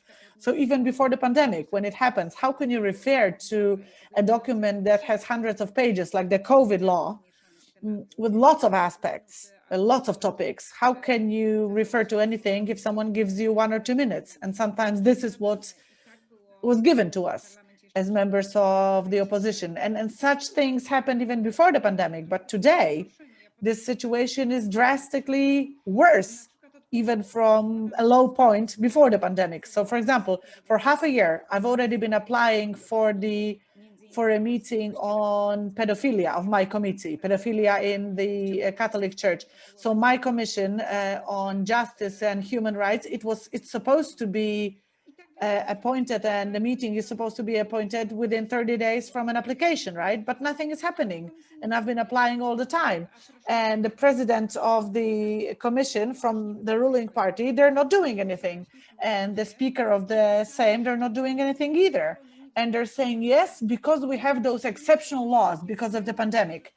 And that's why we're not calling a meeting of your committee. They're interpreting this in their favor. In the past, the president of the commission was the one to call the meeting of the commission, whether they were from the ruling party or the opposition party. But now, during the pandemic, they added a new regulation that because we're working remotely, the commission, the meeting of the commission can be only called by the speaker of the parliament who is from the ruling party. And the speaker is not doing anything, and she's not calling for the meeting of the commission because the topic is not convenient for the ruling party. Before that, it was absolutely unimaginable. Commissions were working all the time. So what we see during the pandemic, it's really daunting. It's really depressing. Polish parliamentarism is dying. And when it comes to other issues, like more general issues, like the rule of law, well, the situation is really critical, and it has been so for several years. And it pains me to say, but I'm saying this, so the situation has been bad for several years. So it's not only now during the pandemic. Thank you very much. It's unprecedented. Thank you very much, Madam. And Dr. Henke, please for your comments. And just a short reminder, it's like a parliamentary debate, so you can ask the questions to the other panelists if you wish, or there is any issue you would like to nail. No, perhaps I will concentrate about the exemptions we made very early in the pandemic development from the used rules of parliamentary work, because we have foreseen that it could be difficult to have all members of parliament in the plenary room when you at the same time needed a physical distance between persons during the pandemic. I mean, we have experienced infections in members of parliament as well as in other people. And so usually in Germany, the parliament can only decide when there are at least 50% of the members present. We have reduced that amount to 25%. Very early in the pandemic development, because we wanted to show that this parliament will be able to work. And at the same time, we also have reduced the amount of people who needed to be present in a committee to 25%. And we gave them also the opportunity being either present in a physical manner or being present in an electronic manner, so to be there online, as we are now together. When it comes to votes, we are not used to vote by any electronic means. We have no televoting procedure in Parliament. We have, you can throw little pieces of plastic with a yes and no and abstention into the ballot, but you cannot vote electronically. So far, we have never had an electronic voting in plenary sessions of the parliament. You have either to be present or you have a namely voting, and that namely voting is by giving your piece of plastic into a ballot, and then it's counted, and it carries your name, and so your voting can be identified precisely when it's a namely voting. So we have never any quarrels about the question, is electronic system, can that be used for, can that be misused or something like that? Because we know that the electrons, nobody can see them. I mean, they can disappear or come and you don't notice it. It's very difficult. So so far we either physically or by giving our vote into that place. That makes it rather easy, but we have now for the committees, we have accepted electronic voting, but actually so far I have not witnessed any electronic voting in committees. If you have contact to somebody like we have, you can ask him, what is your vote? So that can be counted then. What we have done is that to have the public present, it is sufficient to have them present electronically. So you don't necessarily need people sitting there as public. You can also, the electronic media is also representation of the public. That is something which we have put in there. And that is going onwards for a quarter of a year to a quarter of a year. It's now the time for that is the 30th of June 21, unless we decide that it will be prolonged once again, which is not yet sure. We decide that short before the 30th of June. So I think you can make provisions which are also in a pandemic, showing that the parliament, by all means, under any circumstances of a situation of emergency, will be able to take decisions and can be convened and can come together. And that goes for the plenary sessions, and that goes for every committee meeting.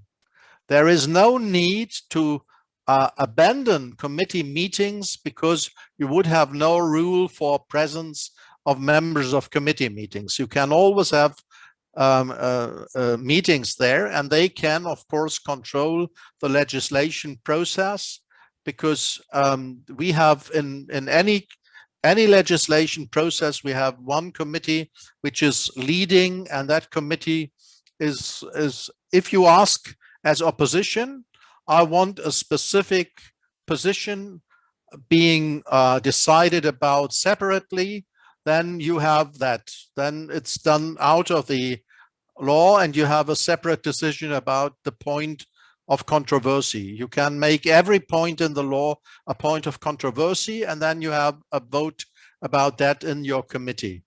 And that is, so I mean, I've discovered we are in a good condition. We are obviously in a better condition than, but that is because we love so much to avoid concentration of power. If Germany has learned anything from the barbarian National Socialist regime in Germany and the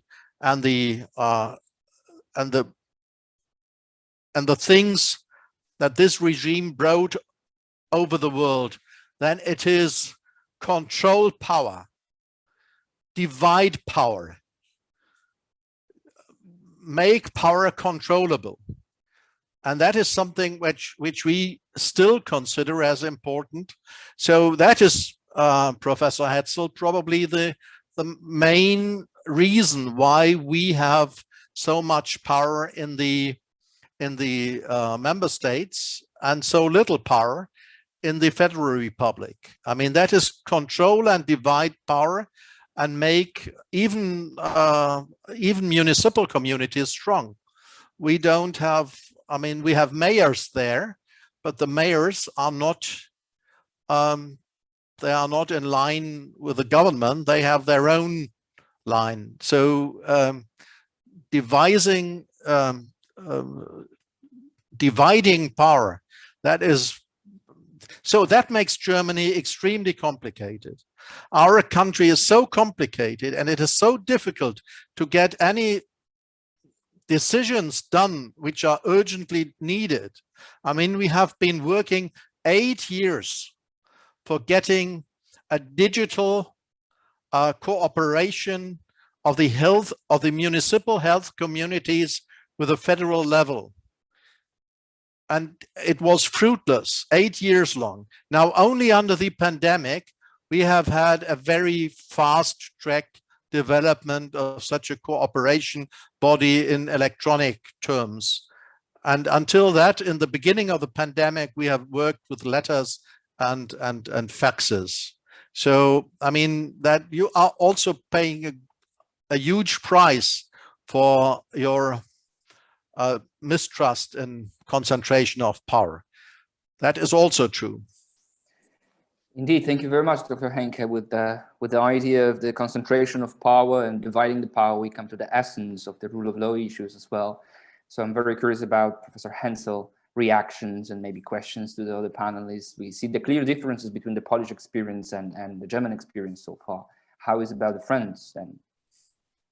Thank you very much, Mr. Duber. It's really very interesting to have this this discussion, especially because to a certain extent the French situation is radically different with the German one, because as it was mentioned in Germany, the political culture is quite different, and you also have a culture of creating coalitions. We are not accustomed to that in France, and so we have a very strong concentration of power. And when the health emergency state appeared here in France, we really had to fight in order to make sure that the parliament could do its work. And to give you an example about that, at the beginning of this emergency state here in France, the president of the Assemblée Nationale with the vice presidents decided that in the plenary session, at one moment, there would be only 20 members out of 577. So that created quite a difficult situation. It didn't last very long because, of course, most of us said, yes, we are member of a party. This is not a problem. Most of us are member of a party. And so, of course, the speaker of our party can defend the position of our party. But each of us must be able to be present in the plenary session if he or she wants to do so. And so a few days later, the system get a little bit opened, and the president of the Assemblée Nationale moved to 75 out of 577, which means around of 15%, which was a little bit better. But again, the question was, how can we be sure that the oppositions, and I'm using a plural to mention the oppositions, were able to control the government. And I also would like to raise another difficulty with which we were numerous to deal with, and that difficulty was that the parliament, of course, you have members of the parliament, but in order to have stability, you also have an administration of the parliament. And so what we also had to make sure that the administration of the parliament would work, and that we were able to work with our own assistants and allow them from time to time to be physically present within the buildings of the parliament during that health emergency state. So that was also not very easy because normally everyone had to stay at home and normally everyone had to make homework. But if you want that the parliament physically works, you also need to have a minimum of persons that are physically present because you cannot do everything on distance and you cannot, and it was the same for us. We didn't have any electronic vote because we were considering that in order to vote, you need to be physically present. But what changed during the time was one MP could have several delegations, because when the parliament is functioning normally, each MP can only have one delegation from a colleague and not more. And so that was modified during the time of the health emergency state.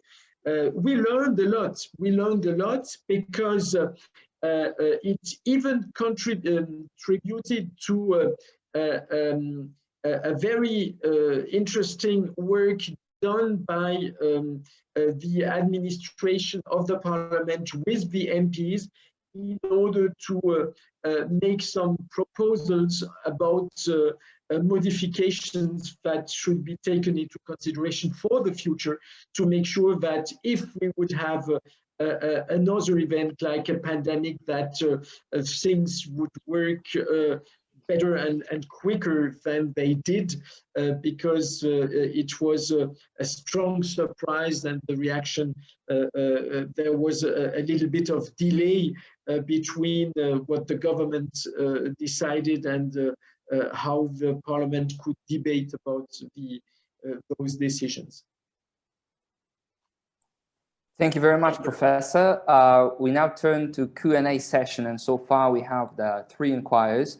The first is from the Professor Mach, and she wanted to raise the question personally. So could I kindly ask Professor Mach now to open the video and unmute? Thank you, Professor. Please. Thank you. Thank you very much. Thank you very, very interesting presentations. Może zmienię teraz język, dlatego że moje pytanie skieruję do pani Let poseł. me change the language because I am going to ask this question of the Polish member of parliament, and it's about the Polish case. I myself also am working on parliaments in the comparative perspective. I have recently spoken quite much with our colleagues from Hungary, and they say that it is not enough to win the election in Hungary. The system has been so damaged that it will take a very long reform to return the rule of law in institutions and the proper rules. I would like to ask you how you see the Polish situation. Are we in such a point that it is enough just to win the election, because the powers in the parliament will change and we will be able to heal the institution and return to the original situation? Or is it not really the case that in Poland, just like in Hungary, we will need deeper changes, the changes that will go beyond just the changes of the bylaws of the parliament? We are here talking about something which is longer and much more complicated. Thank you very much. Thank you very much for your question. It is true that as far as the rule of law in Poland is concerned, the situation is critical, and it has been critical for a few years. And unfortunately, it is deteriorating as we speak. It is quite obvious to state now that Poland, under the rule of the law and the justice, is not a state ruled by the law anymore. The areas we have problems with in terms of the respect for the law, respect for the constitution, as well as the respect for the European treaties, they are quite numerous, starting from the fundamental ones I mentioned in the first part of my address, which is, the politicized constitutional court with persons sitting on the bench who are not judges, by politicized National Council for the Judiciary. This is the heart of darkness that leads to other problems connected with the judiciary problems. Unconstitutional composition of the Council for the Judiciary leads to the unlawfully selected judges and the rulings pronounced by those judges that can later be challenged, of course. Moving on, it is the Supreme Court, in which there are chambers which do not fulfill the standards of being a court. They do not fulfill simply the court standards according to the Polish requirements and the European requirements. First of all, it is about the independence and impartiality standard, and we have some other problems, and those problems are connected with the ever lengthy process, the non-implemented digitization of the judiciary system, and the stamp duties for different justice-related cases, which limit the access to justice, and the government doesn't pay attention to it. And in the result of that, the last 6 years is the period which is lost, wasted in terms of the improvement to the system of justice in Poland. How to cope with that? In the opposition, we draw at least 2 scenarios. The first scenario assumes that we are going to get a regular, ordinary majority that will allow us just to change the laws. And here it will be necessary to change the reality to make the legal solutions constitutional, which is more difficult, it is more tedious, and it will require quite sophisticated, refined work to bring about a situation that would be constitutional. And the second scenario, which is easier for us, is then the situation when we are able to gain the constitutional majority. And this would allow us to restore the constitutional judiciary probably just the establishment of the Constitutional Court from the scratch. The current Constitutional Court is not able to perform its function. It's been compromised. We can see this looking at the statistics. There are no complaints which are filed with this court. There are no legal questions asked of the Constitutional Court. All the questions that get there are just politically inspired. So this institution is not really trusted at all. Unfortunately, it will also require many years of work to recover the trust, to rebuild the trust in the system of justice and the trust in the letter of law. Every step of the way, we can see the regression, starting from dramatic examples connected with, for example, the organization of the election by mail, when the courts state that election was organized with the gross violation of the law. This is a dramatic example for all the officials in the country from the perspective of the respect for the letter of the law. I think that the recovery of the rule of law in Poland and the respect for the law will take us much longer than just the adoption of new laws or the amendment of the constitution. I think that this process will take at least one generation. Thank you very much, Madam Gasiuk-Pichowicz, for answering the direct question. And now we have the second inquiry for the question from Dr. Borońska-Hryniewiecka. Then I kindly ask Dr. Borońska-Hryniewiecka to open the video. Please, the floor is yours, Doctor. A little bit louder, if you. Yes. Okay. Maybe now it's better now. Yes, it's better. Please, I hope please, so. Doctor. Hello again, and thank you very much for your very interesting inputs and presentations. I actually have a question to Mr. Hetzel. As a French member of the French Parliament, I personally now conduct research on how interparliamentary cooperation between parliaments can compensate somehow for certain loss of oversight powers. And I'm focusing on the quite spectacular exercise or experience of the Franco-German Parliamentary Assembly.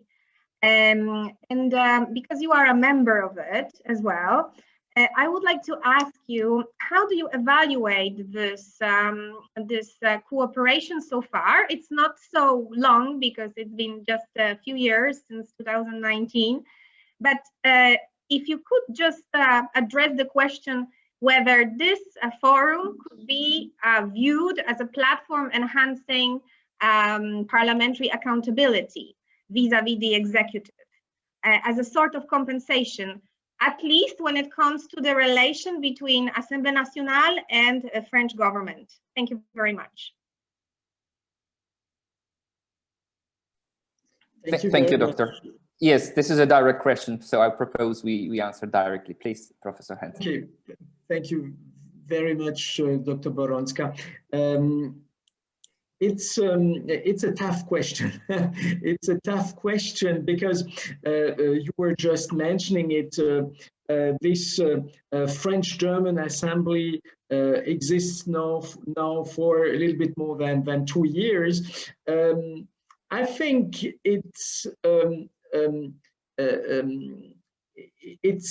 at least a way for the Parliament to push its power a little bit forward.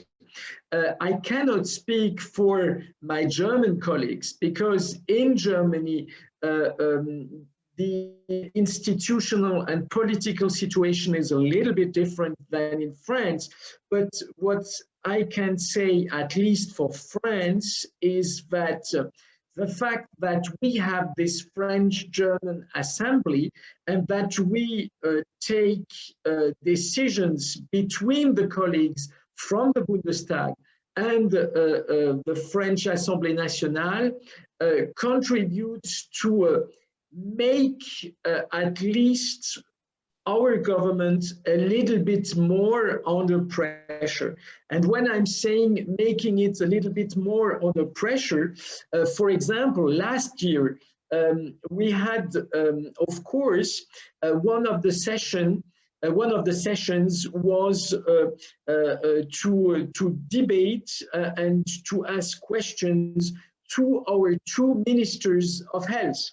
So we had Dr. Jens Spahn, on one hand, and we had Olivier Véran, the French Minister of Health, on the other hand. And because we had both of them, they also were a little bit more obliged to establish a dialogue. So the short experience we are having about this French-German assembly is that it is at least an interesting tool for parliamentary members to modify a little bit the relationship with the government. And also, what's interesting is that, may I express it that way, it also contributes to what could be called a kind of parliamentary diplomacy.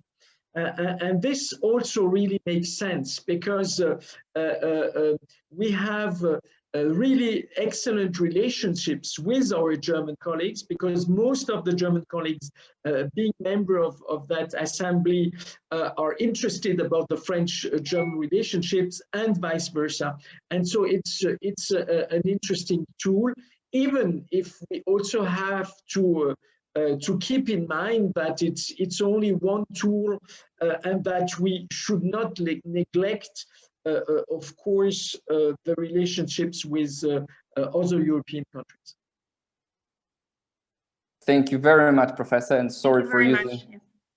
Thank you, Doctor. Thank you, Professor. Sorry for using my book, but it's only 7 minutes left for our discussion, and we are still having one more question in the Q&A chat, and the question is to all of our panelists: are there any, besides the clear problems occurred by the pandemic, a positive aspect of the pandemic towards the parliamentary work in your respective parliaments, whether the pandemic created a space for a dynamic positive changes? That is a question from Alicia and ATD. And may I add to this question the aspect of the citizens parliamentarians relations, because of this whole digitalization of the parliamentary work. Is it somehow better, easier, or the opposite, worse or more difficult to coordinate your district work, your constituencies efforts? So I now turn to all our panelists. I think we still have 2 minutes per each panelist, but I will use my book to control the time.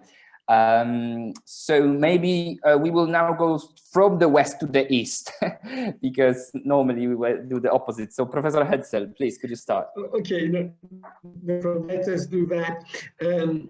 There is, for me, no doubt that this period during which we had to deal with the pandemic developed new working methods. And one thing, and you were just mentioning it, is that we are going now to a much wider use of digitalization. And this is really, to my opinion, a good thing, because it allows us also when we work, we don't always have to go to Paris. We realized that we can have interesting work with people that are in several different places all over France and even all over Europe and all over the world. So this process of digitalization is a very positive aspect, and it showed us that we were able to have a wider and deeper use of all these tools and instruments in the future. So that is definitely, for me, a very, very positive aspect of that all. Thank you very much, Professor Hetzel. Dr. Henke, the floor is yours. Yeah, that's very similar. I mean, the aspect of digitalization and of online conferences, that is really a huge step forward in learning all about the means I mean, there has been means like Zoom meetings or like WebEx meetings or something like that also the years before, but we had never the idea that we could use them for parliamentary work. We would not have the idea that we could use them for addressing the party public in our constituencies. And now we are even able to have deciding processes and and programmatic debates in party congresses. I mean, the parties in the previous half year have prepared their party programs for the next general election, mainly in electronic meetings. That is something very new. And I have the feeling that this is giving new opportunities to so-called simple party members. You do not need to travel from somewhere in Germany to Berlin if you want to address the specialists on tourist policy, on economic policy, or on health policy. You can go to a meeting like ours now, and we have stable meetings with 500. The biggest meeting which I had was a meeting with more than 1,200 participants. So I have the feeling that this gives new opportunities and they will last over the pandemic. Direct meetings will return, of course, because they also have many advantages. But I believe that we have more opportunities when we leave the pandemic than we had before. Thank you very much, Doctor. And I move over to Madam Gasiuk-Pichowicz. Pani poseł, bardzo proszę. To powiem wprost, że ja przedstawię nieco If I may, I will say something a little bit different. And it comes from my experience as an MP from one of the opposition parties in a country where the leading party is authoritarian. The leader of the leading party absolutely hates anyone controlling or contributing in any way in the legislative process, or when mistakes are pointed out, or where other solutions that are better than the government solutions are proposed. So to me, well, and let me just stress very clearly that the temperature, the energy of the parliamentary debates online, it's not the right dynamic, because it's easier to shut down the opposition when you are in an electronic meeting. It's more difficult to express emotions. Each time that I go to a parliamentary meeting, I always try to do that going physically to the room, right? Because to me, I'm a member of an opposition party in a country where already some elements of authoritarian regime have already been introduced. You have to be there physically present in the parliament room. And well, the media is also following live interventions much more, with much more attention than online interventions. And in our parliamentary club, we also say, if you want to say something, you have to go there to the parliament, and you have to stand in front of the microphone and speak to everyone. And whenever we present the position of our whole party, we always go there to the room, do it physically in the parliament.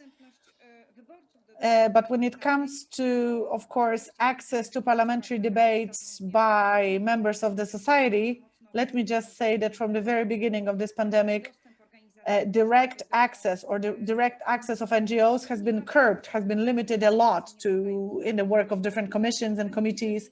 And many times NGOs are not getting access directly, and they're only getting access remotely, which makes it more difficult to many NGOs to work. And of course, it has a negative impact on our public debate. There's less access to information about what's being proceeded, and NGOs are not really getting the voice that they should be getting, and they cannot always ask their questions, all the questions they want to ask, right? So I would like these changes not to stay after the pandemic. in the Polish. Thank you very much. Thank you very much, Madam Deputy. And on my behalf, I want to thank you to all our honorable panelists for, I think, interesting discussion and very interesting insight from the practitioner's point of view. That was our aim, to present a little bit the practitioner's perspective and to add this practitioner's view to our academic discussion. I am very much sure the topic will be still vital in the following months, and we put a comma here, not a full stop. And thank you once again for this panel, and thanks, great thanks to organizers and to participants. And for that, I give now the floor to Professor Ujazdowski to conclude the whole conference and all three panels on behalf of the organizers. Panie profesorze, bardzo proszę. Ja też serdecznie dziękuję wszystkim paniom i panom panelistom. I would like to thank all the panelists and all the moderators for all the panels. I would like to thank our interpreters, thanks to whom the debate was smooth and we could interact. I'm very much impressed by how vivid this discussion was. And maybe because we had perspectives of different countries, we had a triple perspective.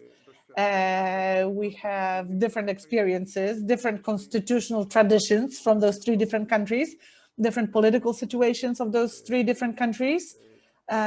So that's why this debate was so vivid. I agree with Member of Parliament Kamila Gasiuk-Pichowicz. Our job is to rebuild our parliamentarism and its real functions. And this task and challenge is much more serious than, for example, protecting parliamentarism in systems that are balanced in general, right? Just like France or Germany. In our case, it will be much more difficult to defend parliamentarism or rebuild it. But anyway,